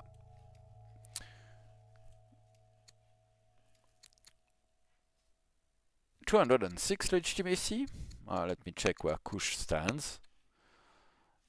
At this point, 237, despite being in a regency. I assume, their king accessed the throne right now? Or what else happened? Well, I do not know. I do not know if there was an abdication on top. Because they are 17, not 18, so that's why I'm surprised. Maybe they died or something else happened. It gets to pick an archetype though. So maybe he abdicated to have the choice of 3 archetypes because he's still a student. I'm not sure. We'll see what they pick. I suppose they would want quite a few things, but being a tactic student, they would get to pick between Zealot, Hero, Commander, Tactician, and I forget. I'm never able to list the 5. They are a Zealot, alright. A strict tracker Zealot at that. And a proud one, so that's 7 courage. Pretty strong by itself. And all goes opinions. This guy is still furious because they are furious not because of the relation to the leader, of course. They're furious because they're slighted and they're imprisoned. And they are undying. So they still need to be dealt with. They still have this horrible pain. Whereas their state religion, Judaism, love them, but they cannot get their families to adopt it, apparently. Do they have cities missing the religion? Yes, at least one here. But that's the only one, I believe. Every other Kushite city is Jewish. This is the only city. Yeah. Only one's missing, but you need to invest some level of effort into converting people, and you should convert pagan people in priority. And the concealers.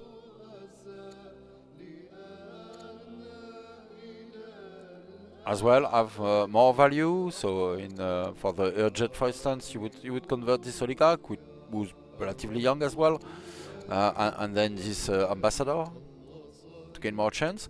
Okay, he acquired additional luxuries via bonus card for silk, and I assume a miner somewhere on gems for the gems. Yes, probably this one. Well, possibly this one. I would really want... Alright, so he has fur. He has sent it to his Yam family. I was clamoring for that for some time. So that's a bit better for opinion. But the religious problem is what he's facing. And he's been very unlucky, to be fair, to have this furious patriarch. He's liberated them from prison though, so less of minus 220, they are now minus 120. That's slightly better. They are still slighted though, and their opinion is still horrible.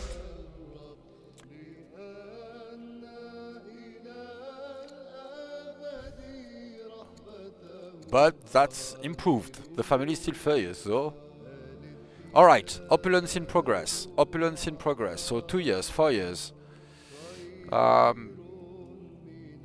This estate is completed, but there's no opulence going on at the moment. Oh, he needs to pay for it, sure. I'm slightly worried that he has a lot of stuff in his queue, so he might forget. But I assume he'd want it earlier rather than later. He's selling resources, might be about to start another opulence, maybe in Kulubnarti. Well, not yet. Or maybe in Kondruka. Well, the estate is not finished. So alright, he sees himself in the final sprint for victory point. Which I think isn't quite true, because he's still super vulnerable here. He's not doing anything to protect his wonders. There's no ships to protect them. There's no onagers to deter naval attack or to support a naval defense, and that's very risky. And it seems he doesn't identify this risk, and his opponent doesn't identify the threat either. But when the opulences are done, and his opponents get more and more desperate, that might end up finally suggesting a way to contest this victory push by contesting the wonders.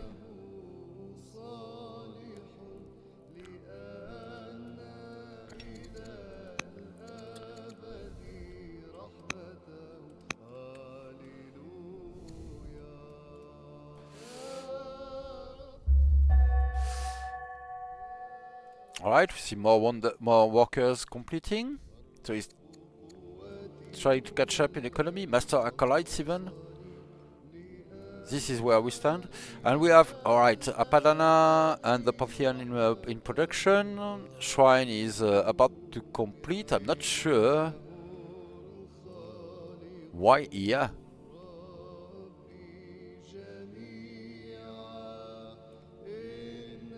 Why not in a place where it would acquire more tiles, maybe?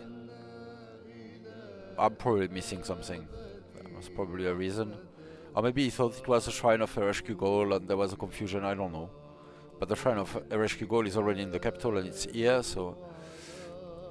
because it gains adjacency from the volcano and the mountain is why I'm suggesting that might be what happened. But I do not know. Alright, working on his iron and his wood. Making a windmill here. Well, okay, I suppose. Once again, I would push for shrines as much as possible. There's 2 available. Culture wouldn't hurt. The growth wouldn't hurt. The orders, sure, as heck, wouldn't hurt.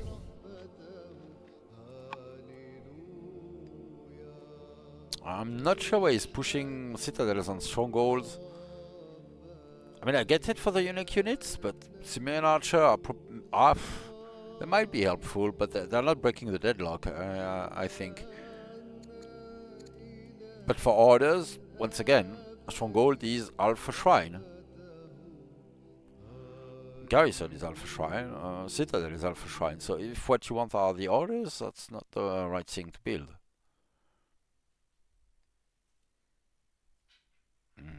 Yeah, I'm not sure what the goal, but yeah, maybe, yeah. I think in the military city I'd want the barracks before the citadels. I would want the city to be helpfully protective before obsessing about the unique unit, which are after all very expensive and very long to produce. So, but maybe his rush economy is getting on par. He's definitely saved civics. I know I was noticing that he didn't have the civics to use enlist if it came to that last session, but he definitely has enough on the side to be able to do that. He's finally picking a battle line, which will open the opportunity to equalize with his opponents with barding or with infantry square, and he could even get cohorts since he has manor. I do not believe, but let me check, that Kush has manor. No, they do not. So they would have quite a bit of effort to spend to catch up to cohort, because they would need composite bow, manor, and cohorts to do that.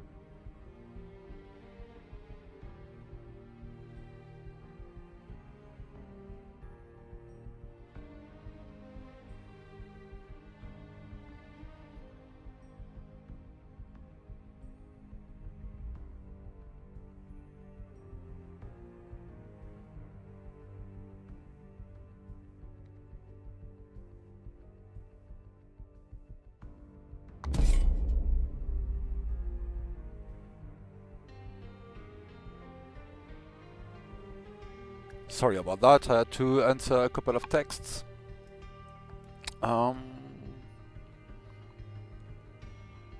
Yeah, still, onagers picking up. We are seeing a solidification of the front line, I would say. So the standoff is looking like it will be more of a standoff. I'm not sure if Babylon can afford that though. They are rushing polybolos at the moment. The first one, they reached chain drive. Horsemen, spearmen, spearmen.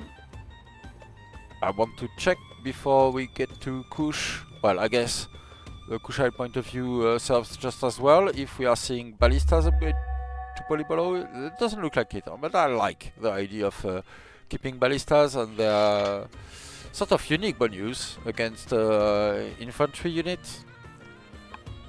Besides additional polybolos, so mass upgrades are not always your best strategy to improve your power and catching up. So there was a big surge in Kushite power, who's actually overtaken Babylon now with this wave of upgrades. So this is very notable. Kush has been, Blaj has been on the back foot, and the underdog in terms of raw military power consistently since 69, but they are they have overcome the Babylonian advantage by almost nothing, but still a little bit.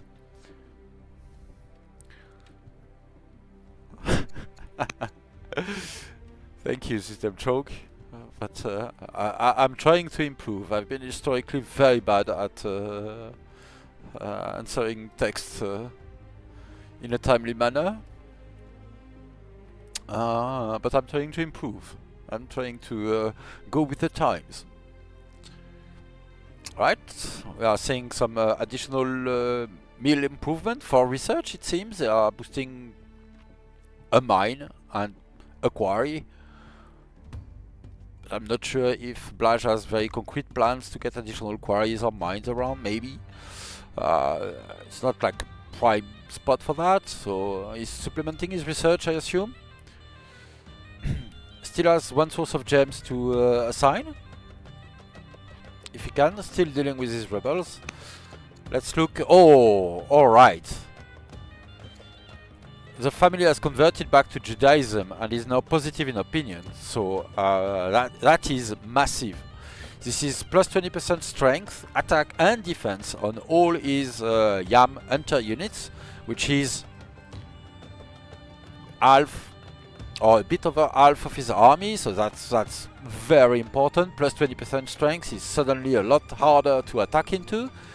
He also has more teeth if he wants to move in, which would probably be the worst idea of the century, but because moving in again with pikemen against crossbows is suicide.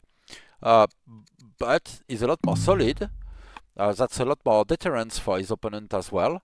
When you look at inflicting 4 damage instead of 6, that makes a significant difference, especially with solid lines, which restrict where and how you can attack. And it will generate no rebels or no rebels at all. His family is now pleased because he got rid of the rebel and the opinion penalty that the hunters specifically get from having rebels and tribesmen in their city's territory. He can also rush anew in his hunter cities, which is very strong and very important. I'm a bit surprised that he's not converting to opulence at the first opportunity, especially as he pulled the trigger in his capital and in Quasar Ibrim. I believe the opulence project has been completed here. No, it hasn't been started. I'm confused with Napata. Who is on its way. No, I would like to see resources being spent in some strong cities like Solab, starting the estate, getting an additional opulence project. He needs to race, essentially, because he's still on the back foot, he's still on the defensive. He can probably tank a strong attack, but that doesn't make him able to attack himself. So he's still on the defensive at the moment. He needs to protect his victory points. But if he's getting to 61 victory points, that doesn't win him the game. So he needs to get enough. And well, let's make a quick count. Assuming he completes both wonders complete, that's 4 victory points right there. There would be 1, 2, 3, 4 opulence projects according to where he built estates. I don't think I missed estates, but I would have to double check to be sure. No, I don't think I missed any. So that's 8 victory points. They're still missing 2. And 2 could be this city getting to developing.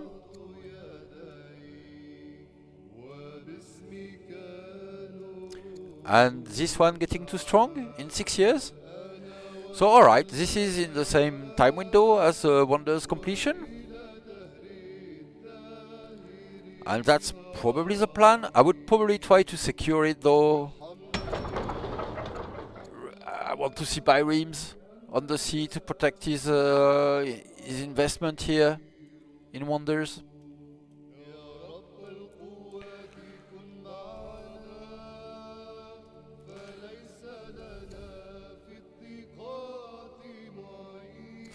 What's he doing? Influencing an oligarch. Yes, very good. Appropriate. This person is pleased, so they can convert to religion, and they are. Oligarch Aminiredis of Nakwa. Oh no, that's intercession. Alright. So intercession is good, but this person can die. I would convert pagan people from any family to Judaism just to go around this limitation, because people will still continue to spontaneously convert and endanger the solidification, the solution he found for his family opinions.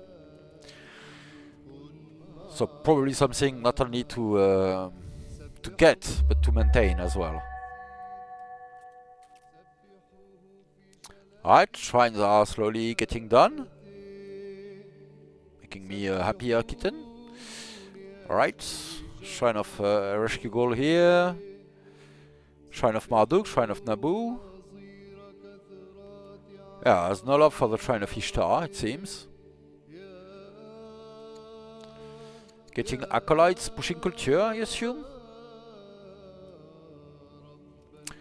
No, he is on the back foot in terms of opinions. It's not as much of a problem, of course, because the Amorite are not his primary military family, but there are still quite a few Amorite units on the front line that see their efficiency lowered by this state of affair. Let me find it. Apparently I'm blind, I'm not finding the icon showing that. Hungry family, yes, alright, minus 10% strength. So it's not as disastrous as the Furious family with a minus 20%, but it's still bad. If you can get rid of that, well, get rid of it then. So they are bribing their own family? No, they are bribing the next family, which is, well, okay, I suppose. And influencing them too. Good, very good, but they should be trying to do something about the religion as well. They could easily influence the patriarch here and simply convert these people. So influence the patriarch here to get them to pleased, and then convert as many people to paganism as they can. They do have divine rule, they do have shrines everywhere, they are doubling down with it as a state religion too. So yes, that's yeah, right, do it. Fix your opinions if you can, especially in a standoff where you don't know what to do with your orders every time. So get doctrine, get orthodoxy, use orders to rush, but beyond that, you can also work on these things. So those missions will bring you good XP. And the opportunity for events, since we have events, and fix your opinion and give you remove penalties and get you bonuses. Double whammy.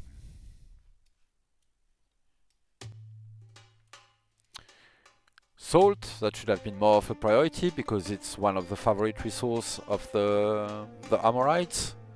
Has he identified pearls anywhere? Well, there's some here, but he's made almost no progress toward it. Could have urbanized along the coast. I expect he might have had to wait for this shrine for some time, but even hamlets or shrines of Ishtar would be good enough, and there are probably other options for urban improvements as well. Interface is not showing me because this tile isn't adjacent to two urban tiles or to the capital, so it's only adjacent for this urban improvement, but more should probably be possible from here. Let's say barracks, for instance, among those he has unlocked.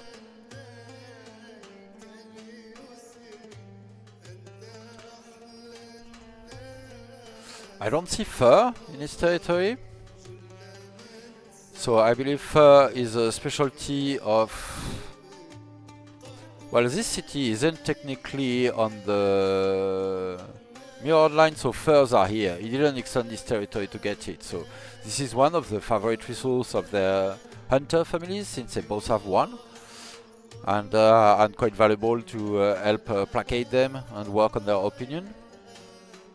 And I'm happy to report that Blaj identified that, got the camp, got the trapper, assigned the resource to help fix his opinion, but Cliff didn't catch on that yet.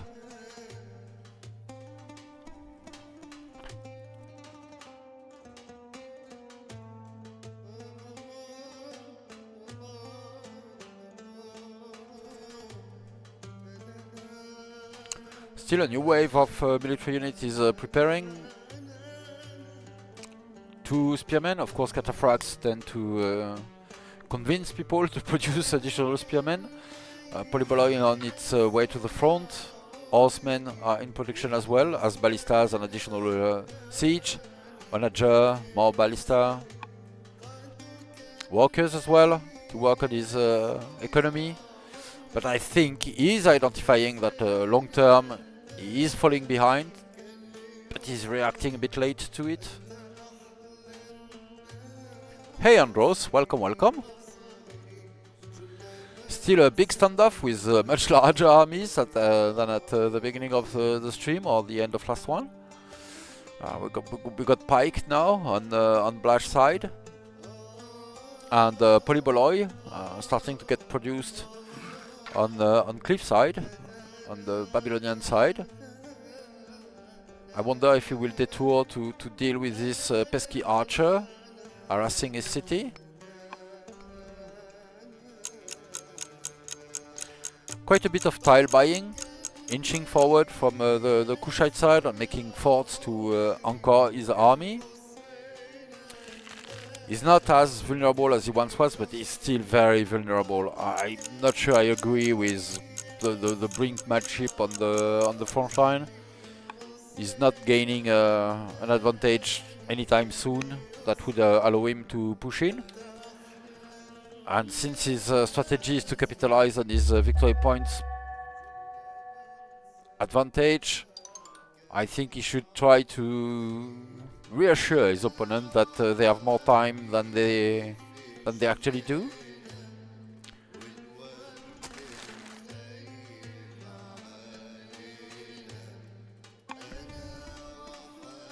Okay, we still see slow or not so slow dealing with rebels in the back line. Still though, opulence started in Kulburnati, which could. There is an estate, it's been completed, there is a resource sent. It could do it, but it's still locked in Council as well. Kondruka started its opulence project. But not here. Napata is done with its own, I'm pretty sure. Oh no, okay, they are delaying it to hide it. Alright, so that's what's happening there. I assume Meroe will do the same. And Koziri Brim will delay once the opulence is on the brink of completion. So, alright. I like that better. Hiding hiding the timing, some obfuscation. It's very hard in old world, and because you typically don't have the tools to do that. Of course, it won't work because there is an agent in Meroe, and you can't do anything to prevent an agent network from being placed in your cities. That's one of the rare actions that is automatic. It cannot fail, and it's also instant, and it's also riskless because your scout will be hidden all along, and you can do it as many times concurrently as you have scouts. Whereas you can only try to do something which can fail, which take multiple turns, which take which, if it works, will remain only a single agent network, and there might well be several, especially in multiplayer and in team games or FFA.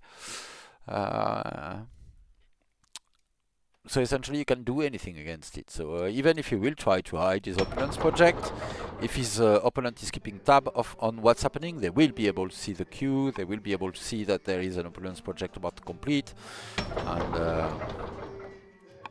and obfuscation is not allowed. Or at least the tools to... There are barely any tools to obfuscate, but there are many tools to gain vision, so this is a losing battle typically.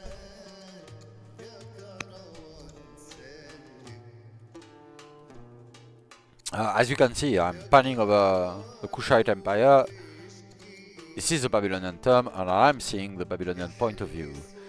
But there's an agent network with an agent in Kawa, there's an agent network with an agent in Akasha, there's an agent network with an agent in Kadruka, an agent network with an agent in Kulubnarthi, and another one in Kozeri-Brim, and another one in Meroe, and a scout, so...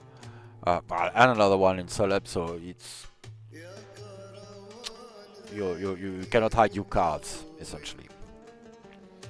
So of course this is especially true when facing hunter families who tend to produce skimmers, and I believe artisans as well. So both on the Kushite and the Babylonian side, they could have an abundance of skimmers.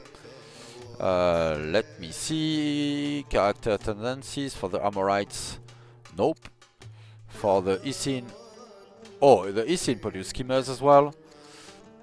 And the Hunters. So two of his families tend to produce skimmers. And if we look on the Kushite side, might be misremembering, but the Hunters, of course, we just checked, tend to become skimmers as well. Heroes and tacticians as well, but skimmers among the list. And the artisans are also very efficient at producing skimmers. It's their top one favorite archetype, not even in the top 3, or not even only in the top 3. And the Londoners don't. So an abundance of skimmers in this game, with 2 families favoring them per side. Alright. Kush keeps inching forward, directly on the front line. Yeah, I can't say that I love that. He's probably finding out that he cannot make a fort on desert tile right now, and regretting his actions as a consequence.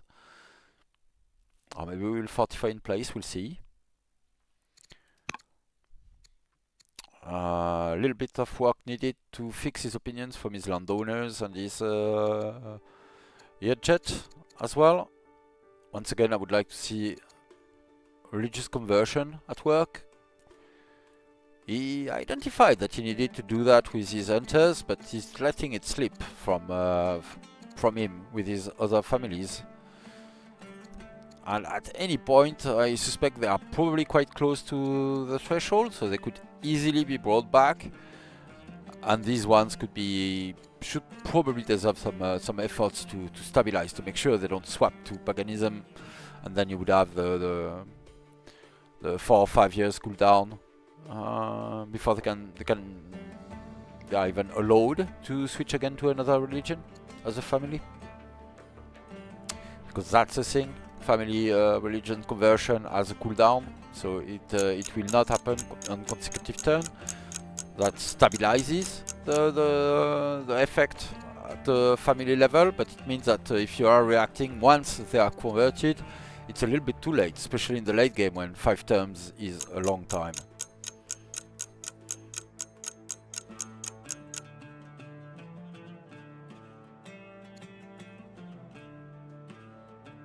So Blaj, our Kushite player, is facing difficulties to be able to spend his orders in time. So the turn is switching back to his opponent. But he still has order to spend with his workers. So he cannot make military moves during his opponent's turn, but he can still make moves themselves. So alright, he's bunking a few opulence projects. You can see how his opinions or his economy miraculously fixed. That's this family going from plus 50% maintenance for being furious to minus 10% maintenance from being pleased. So that's a huge difference. And with this investment in religion, you should make sure it pays out. Because that's important to the stability of your economy. Alright, he's getting hit for not much. There isn't much to be gained about being plinked from the city center by his opponent by standing right here on the border. So I think it would actually be a better play to move back to at least be out of range of this Cimmerian archer. Hopefully we'll realize next turn after having got hit by it. And he can count himself lucky that this is not an Eagle Eye unit, so there's a considerable penalty. Minus 40% for striking with 2 tiles of distance. But if it was an Onager or any ranged unit with an Eagle Eye promotion, this one for instance, that would be even more damage, of course.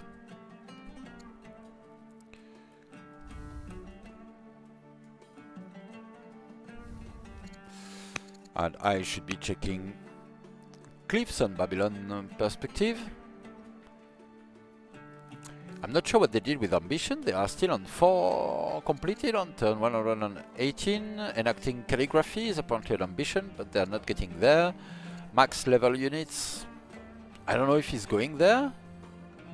That shouldn't prove too hard. He surely has some well promoted units around. But that's a lot of training, which of course conflicts with his desire to use it to rush by as a zealot. Well, competes with another possible use of the resource. Windmill in production, so alright, working on his economy. I believe he's waiting a little bit too much. Should probably consider his plan to attack. And I'm not...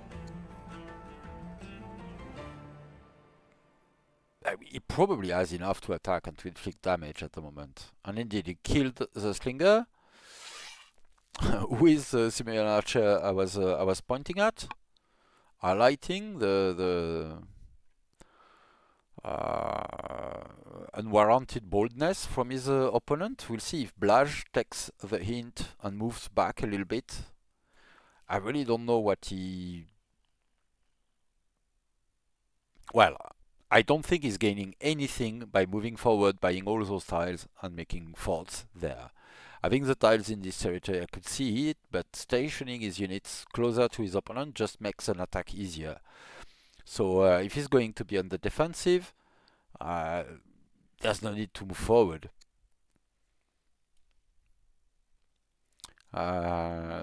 Maybe he hopes that by positioning forward he's intimidating his opponent and will deter an attack. But I think it is slightly misguided. And if he's going for a sneaky VP victory, point victory, then and probably shouldn't provoke his opponent into moving in too much. He wants to protect this pack of siege units from his opponent, so moving back his valuable pikemen is probably advised. And yeah, these guys should scamper back at full speed as soon as the turns gets back to him. As well as these cataphracts, no need getting plinked on the front line if they can be back and threaten a counter-attack. And he wants strong units to defend this his siege here. It's sure great to have at least one siege unit to threaten his opponent and inflict some damage. That will help convince Cliff that he cannot move in. I'm pretty sure Cliff could, though. They could probably even enlist a cataphract and do a lot of damage. They haven't been willing to take the risk, though, but I wouldn't provoke the opponent into doing that. Crossbows are still very frightening units. And even if he briefly overcame his opponent in terms of military score, they are still very close, and Babylon got the lead back the following turn, it seems. Depending on the timing of unit production. There's still 1, 2, 3, 4, 5, 6, 7 military units in production in Babylon. Whereas with the how many at the moment? 4, 5.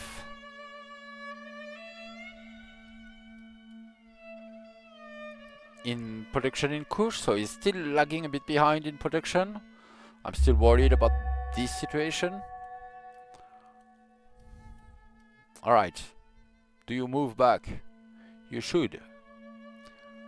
Doctrine, maybe with your order advantage.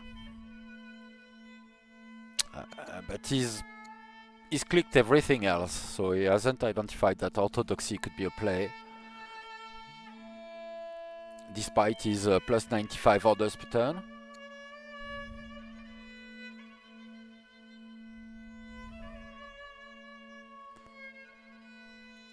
Yeah, he wants fortified units forward.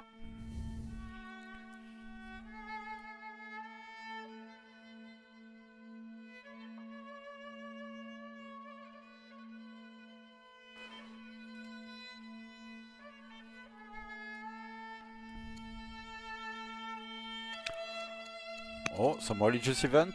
I hope for him that they are fortunate. Oh, the Patriarch is finally severely healed. Very good. That might be a plus 120 opinion swing. Or more, if they have a, let's say, a zealot. Accessing to leading his Kushite paganism religion.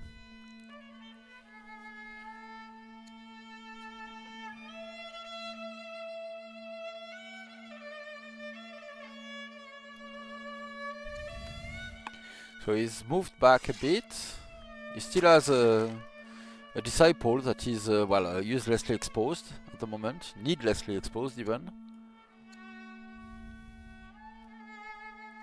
Could get back to generate 1 happiness. A modest benefit. Or 1 science, maybe.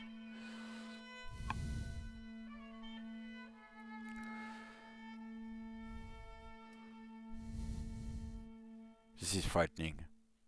What's written here? Cothan Colossus for points? Yes, yes. I can read that, but... Pyremes on top? Alright, Cliff doesn't see that he could contest wonders in production. Probably because it has never happened to him, and that's something that's proper to MP, and we have to remember that our players in the tournament, even if they are showing a lot of skills, still don't have, for many of them, a lot of previous experience of multiplayer. So there are some situations and potential counterplay that they have never faced before. So while I'm harping on the things I'm picking on while commenting on the game, it's not that clear that they could do that. Alright, and that's another thing, is trying to do two things at once. Here, plinking the unit and forming an attack, while actually time is on his side. He shouldn't be the one investing in victory points to try to gain such an advantage. But he can probably afford it. If the polyboloids haven't reached the front, because they could just destroy those Blaj Archer and Mage Archer very easily. And even ballistas are doing a lot of damage. So he's really not impervious to what Babylonia is showing on the field. Things are heating up, which is exciting for us. But I worry that Blaj might be throwing his game by doing that. But maybe the bluff will work. Maybe his opponent will be convinced that they cannot hold and move back. Interestingly, Cliff has concentrated most of his onagers and long-range siege toward the north of his front line. There's one, but really in the back here, that will not be efficient to defend this city. I'm not sure why my viewpoint is moving because of the actions of the player, but it is, because I had a unit selected maybe. Sounds like a bug, maybe something we should try to reproduce and fix. Happened maybe twice this stream. Alright. Consolidating is expected opulence timing, but that's still reliant on these wonders completing.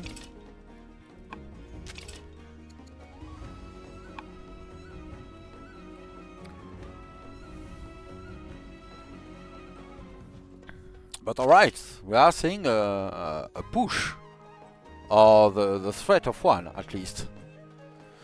Alright, he's solidly protecting his siege units with pikemen and a few cataphracts. Good. Horsemen will have a very hard time penetrating this shell of polearm units, and strong polearm units at that. It's 8th ranks. Pikemen standing on forts and fortifying.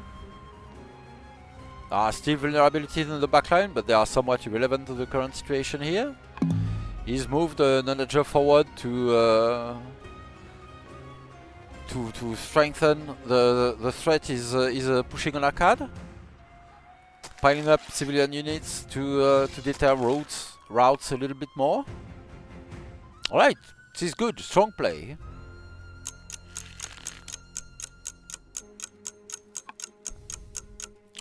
And the ballistas are a bit spread out, and they would have a hard time reaching. So this one is definitely in reach, but we have additional Cimmerian archers. But yeah, you really want the ballistas to deal with the infantry, and the next one are quite a ways away actually. Could still reach, but not that easily. So this Kushite attack might work. We'll see how Babylon decides to respond, and I'll wait for the automatic switch of perspective. Do we have one? We do not.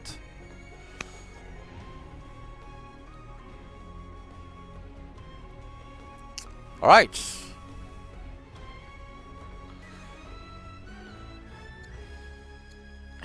Court scholars and free court soldiers, which are, well, traps at the moment. Both our players ignored doctrine.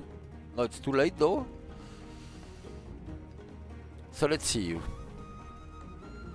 what our players are deciding to do.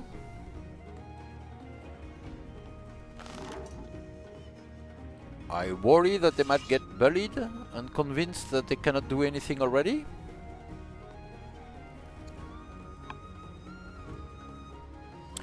But I think if Cliff moves away from Akkad, unless there is an enormous overextension by Kush, then Blaj would win the game.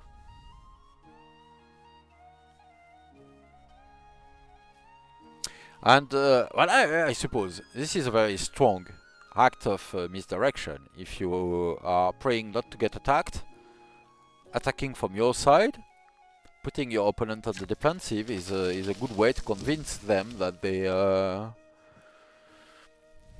can't attack. I don't understand this forest clearing. Is he preparing a retreat? Because where they are, these forests are helping him. He's facing a lot of French units. Major archers, onagers, which are doing the bulk of the damage against his units. Oh, and he's moving away. So let's see. Let's see if he continues with that and pushes back. He's getting Polyboloi though, that would be very decisive. Needs more, however. So I guess he will move forward with additional units and not only upgrade some existing ones. But if this worker is going to do something on the front line, I would rather have them make a road here to facilitate the junction from the backline siege units and also the ballistas from the north. Because we have ballistas and the onagers in the back that are having a hard time reaching.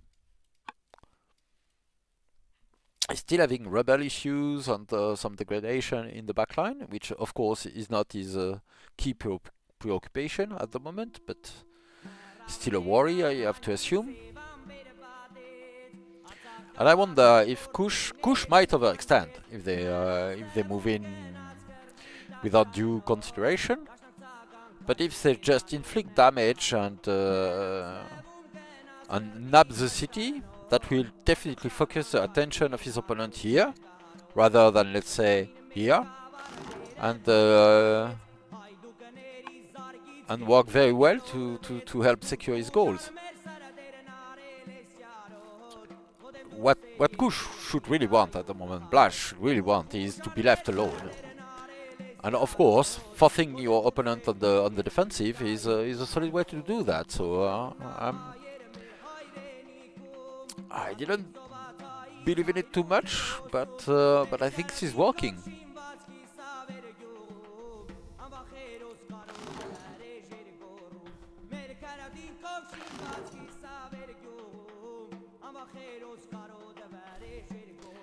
And yeah, I believe our Kushite player might decide to plink behind. I hope he will. A single point of damage would have prevented the upgrade, for instance. So here the worry would be more about these guys upgrading, which could be a possibility. Surely you should know that his opponent has access to macemen, so has battle lines, so might be taking toward infantry square. Yes, disciples are dying.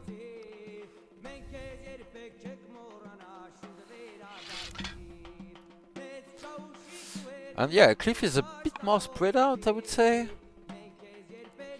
with a few more units in the backline that still need time to reach.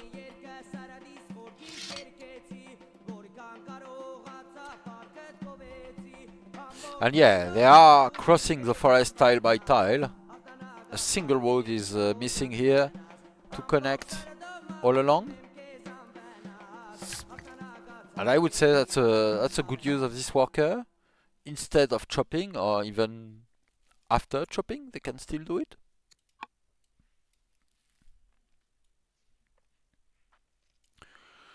And we might see a good old regular onager creep here.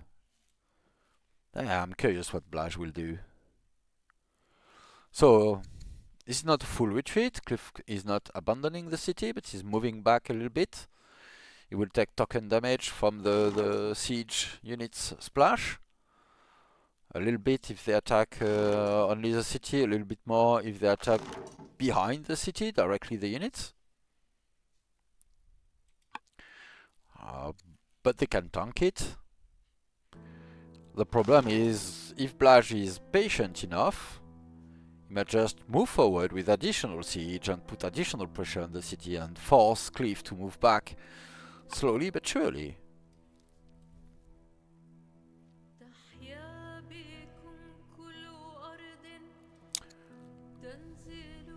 We'll have to see. Calligraphy seems to be out of reach at the moment.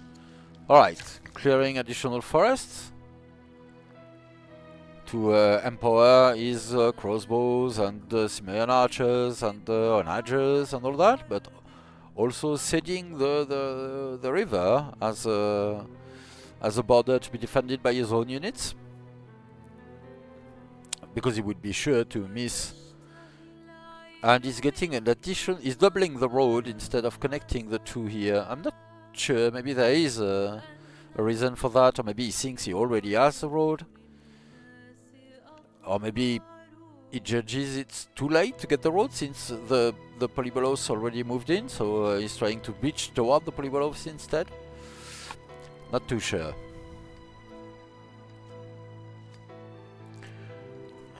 Still working vigorously on his economy with windmills and mines and lumber mills, granaries and farms. Yeah, it definitely seems like Blaj has the upper hand now. The military score is still very close, with a very slight advantage for Kush at the moment, of precisely 63 points. The Order economy is still favoring Blaj and Kush. Babylon has worked diligently to close the science gap, but Kush is still generating more research, and there is very little into it, about 1/600 research between the two. Let's see in terms of technology discovered, is Kush has caught up. Yes, there is just one more tech researched by Babylonia, which is probably a cheaper one.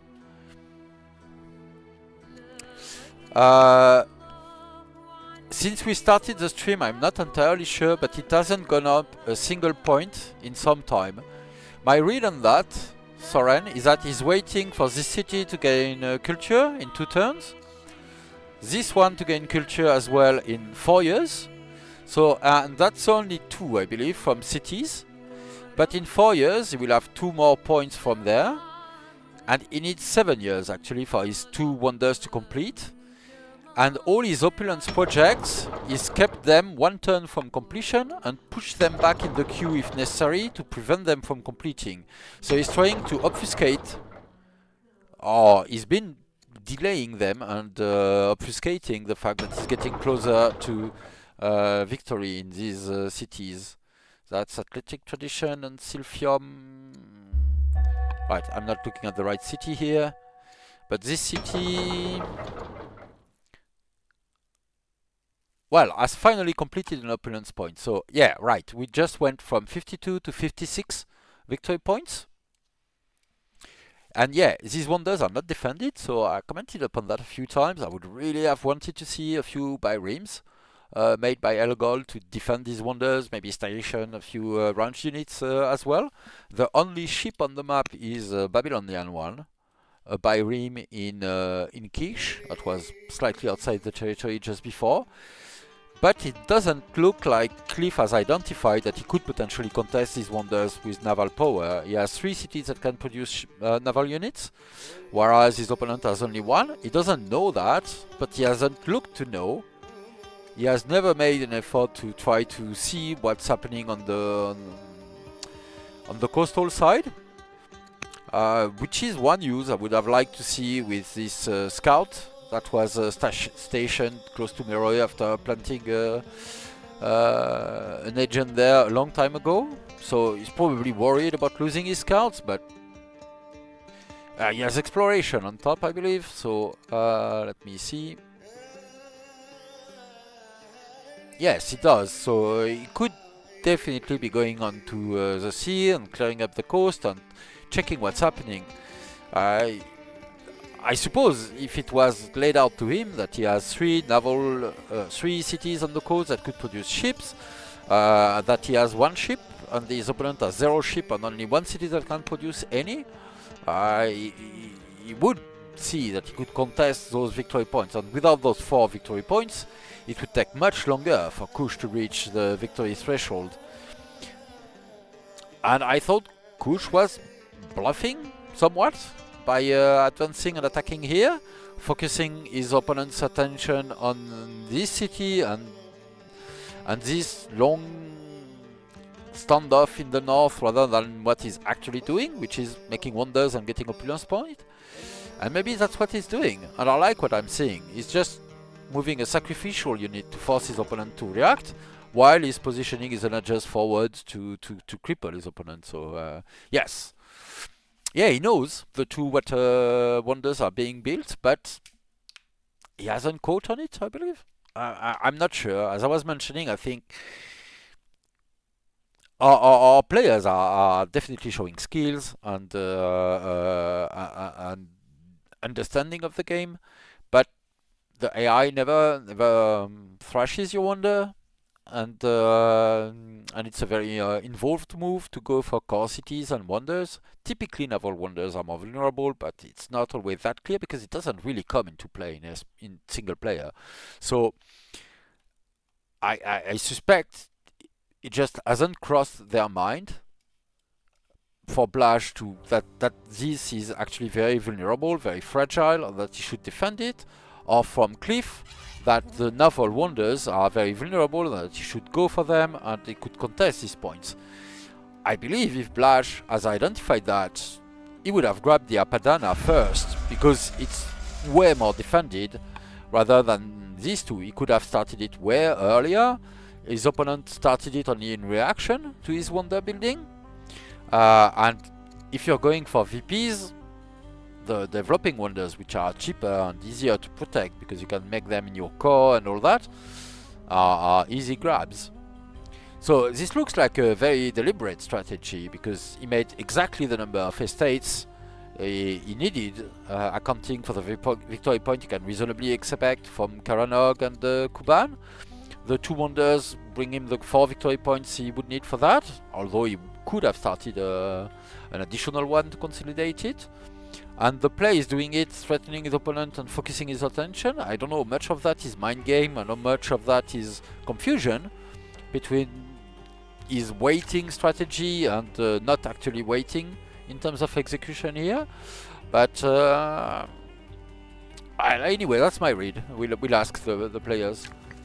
Yeah, a good plan not to ever extend itself. I think that's the easiest way to throw the game at the moment, because I do believe now Blaj is in the lead. Yeah, he's keeping a solid line of polearm units to deter from routes. It's not entirely full here, but close enough. So yeah, strong player. I like what I'm seeing.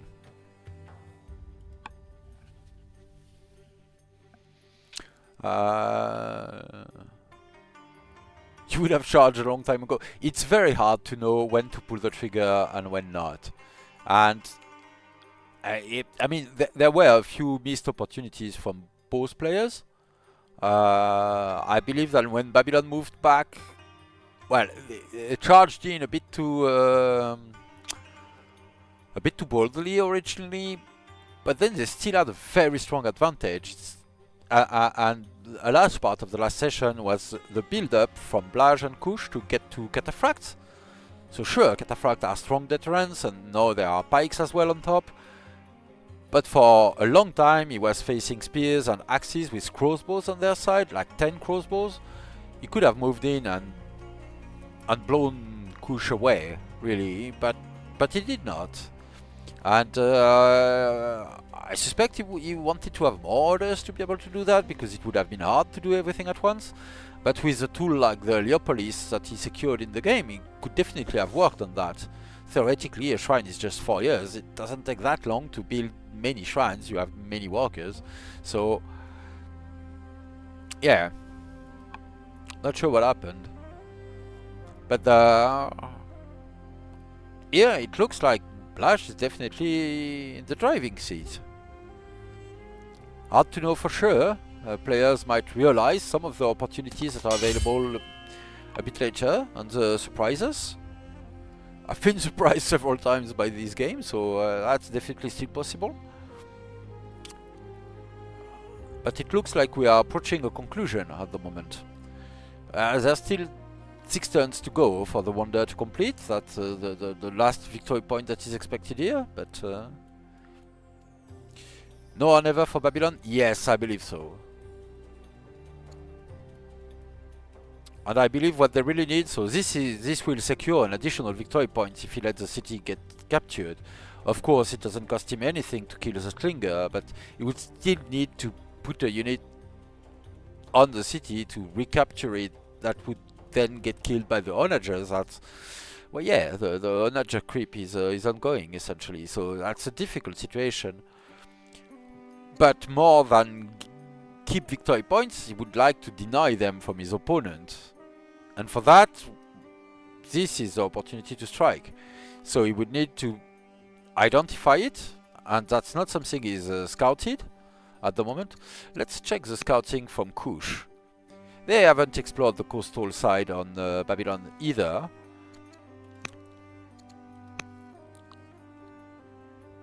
But yeah, our Babylonian player, doesn't know that there is only... This is a discrepancy, right? He has 3 cities that can make ships. But despite the map being mirrored, because they didn't found exactly the same way and they didn't expand the territory the same way, Kush has a single city that can produce ships. Not 3, 1. And they have 1 ship, which isn't much, against 0 ship, which is even less. So they could actually make 3 ships, kill a worker, kill the other worker, no possibility of reaction. That's 4 victory points, and that would at the very least delay the game. But we haven't seen it, so it's probably hard to identify and to prioritize the coastline. But here it's naval wonders. They are easier to context than other. A single ship with a fire ship promotion could push away the worker and jeopardize the wonder, so it's definitely doable. But it's not something that happens or really plays a role in single player, for instance. So I believe it didn't cross our mind to attempt such a play. Or at least that's why I understand it. I'm not in their head, of course, so I can only speculate. Oh, the Chancellor and Patriarch of the... Oh no, alright, I'm wrong. the Chancellor of Kush is also the Patriarch of Judaism. And they still are. Alright, placating all their families. Better opinions than they were, but still negative with Manichaeism. Of course, he has bigger fishes to fry. Oh! I believe this is a sign this Byrim is selected. We are seeing the god rays of unit selection.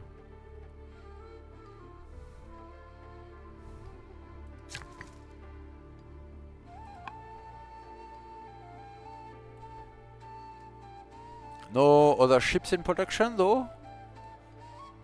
You would want to secure the sea if you make a move. Right, no, he's acting up north, so nothing is happening with the Byrim at the moment. Moving back the crossbow, okay.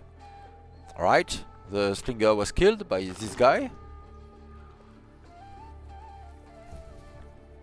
So the city is not getting captured anymore, but of course it's not his, so... Alright. It seems we are getting signed that the player might want to adjourn.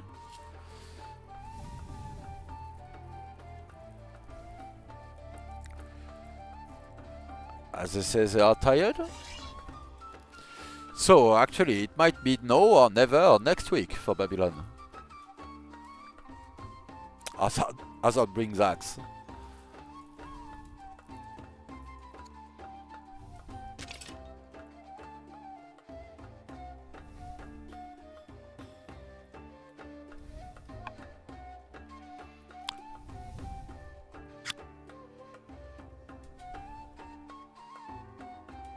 Ooh.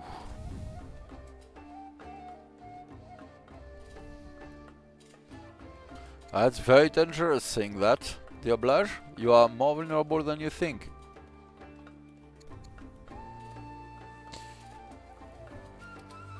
Okay, I cannot display the chat, but he was saying that there are only 6 turns from point victory, which they are if the wonder completes.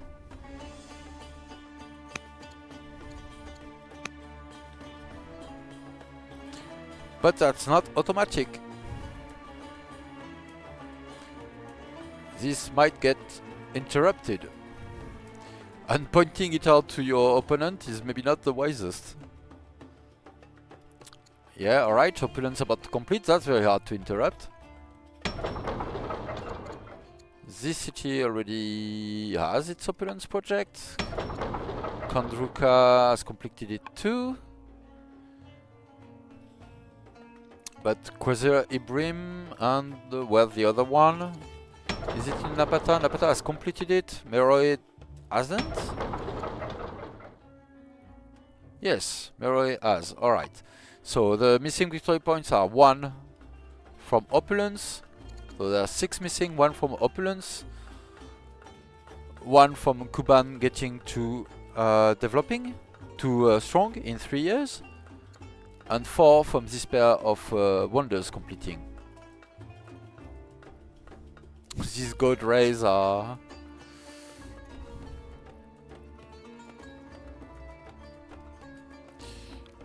worrying me.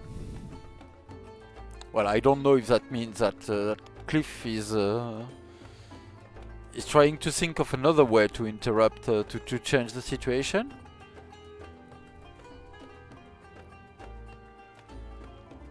And yeah, the way Blaj is just mentioning the epic fight means he doesn't realize that this is vulnerable, I believe. We'll see if we can have a player's interview after the next session. Guess it's no or later. Yes, indeed. Indeed. We might get surprised sometime.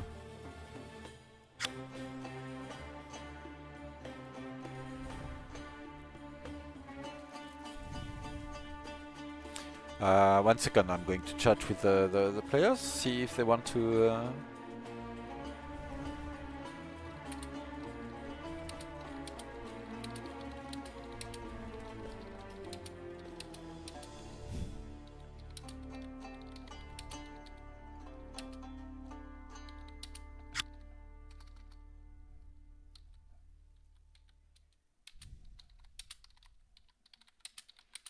I shouldn't ask. They are working it out among themselves, it seems.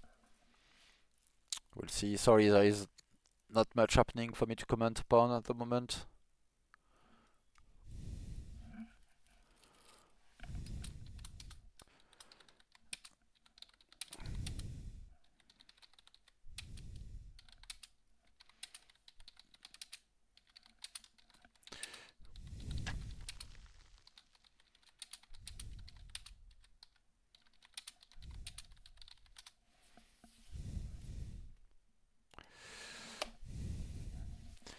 Alright, I was recommending they pause the timer at least while they discuss.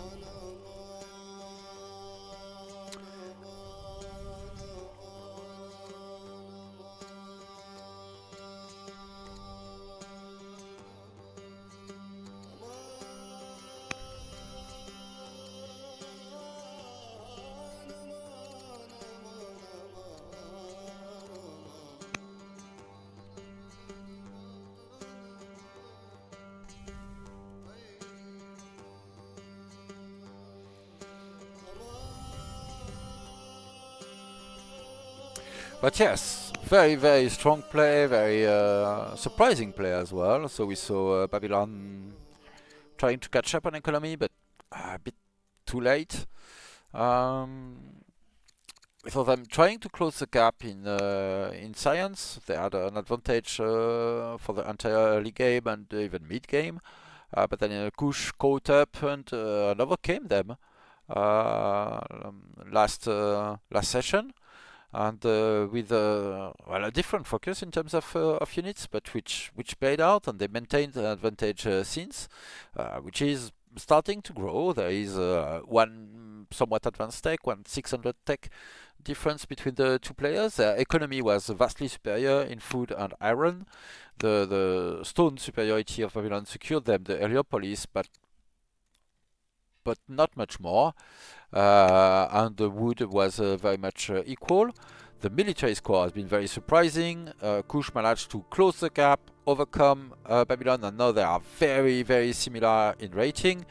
But as we can see, unit composition and positioning is making a much larger difference on the front line. In particular, siege units are better grouped to attack the city, leveraging the hills that is bought as well to be able to advance. The forts is made on the front line. And of course, he's had quite a victory point lead for quite some time now, based on not really wonders actually. Most of the wonders are on the Babylonian side, but he's made enough, and he's had better cultural development in his cities, in particular because of his religious play, I would say, and especially Judaism. Because mythology will give you a lot of culture with shrines, and he went for a lot of shrines because Kushite shrines are very strong. They get plus 50% bonus as a national bonus. They grant adjacency bonus to Kushite pyramids as well. And yeah, strong, solid play, better culture overall. Almost all these cities are strong. Only the ones directly on the front line are just developing. And yeah, Opulence gaining the additional victory points necessary to close the threshold, or is about to. So that is what we are seeing at the moment.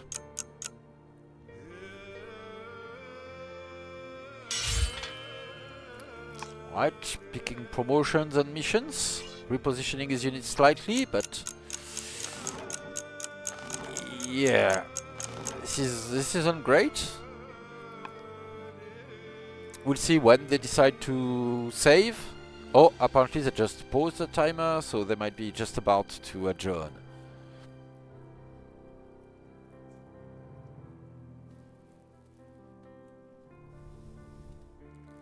But things look desperate indeed.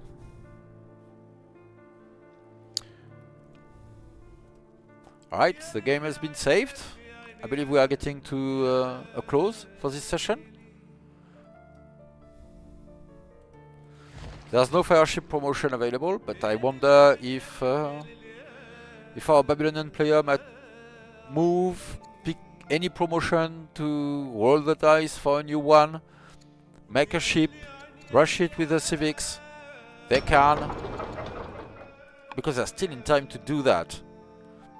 So from Blaj, showing so much confidence that he's suggesting his opponent concedes and then adjourn the game on the brink of winning feels very dangerous to me. Because 1 week of thinking time between sessions might well give Cliff an opportunity to find the missing piece of the puzzle and give them a chance to at least punish the overconfidence of their opponent.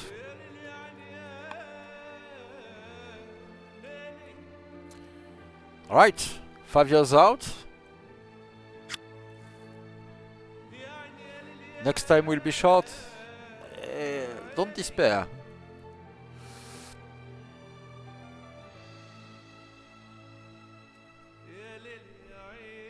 Anyway, very interesting game. It definitely didn't go as I expected.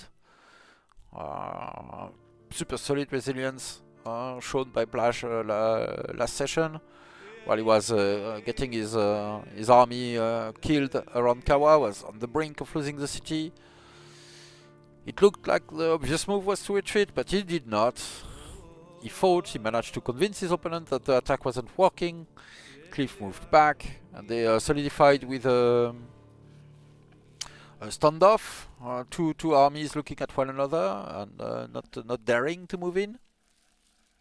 for long enough that that actually longer term development paid off, allowed him to reach cataphracts, which was more of a psychological impact once again than anything else.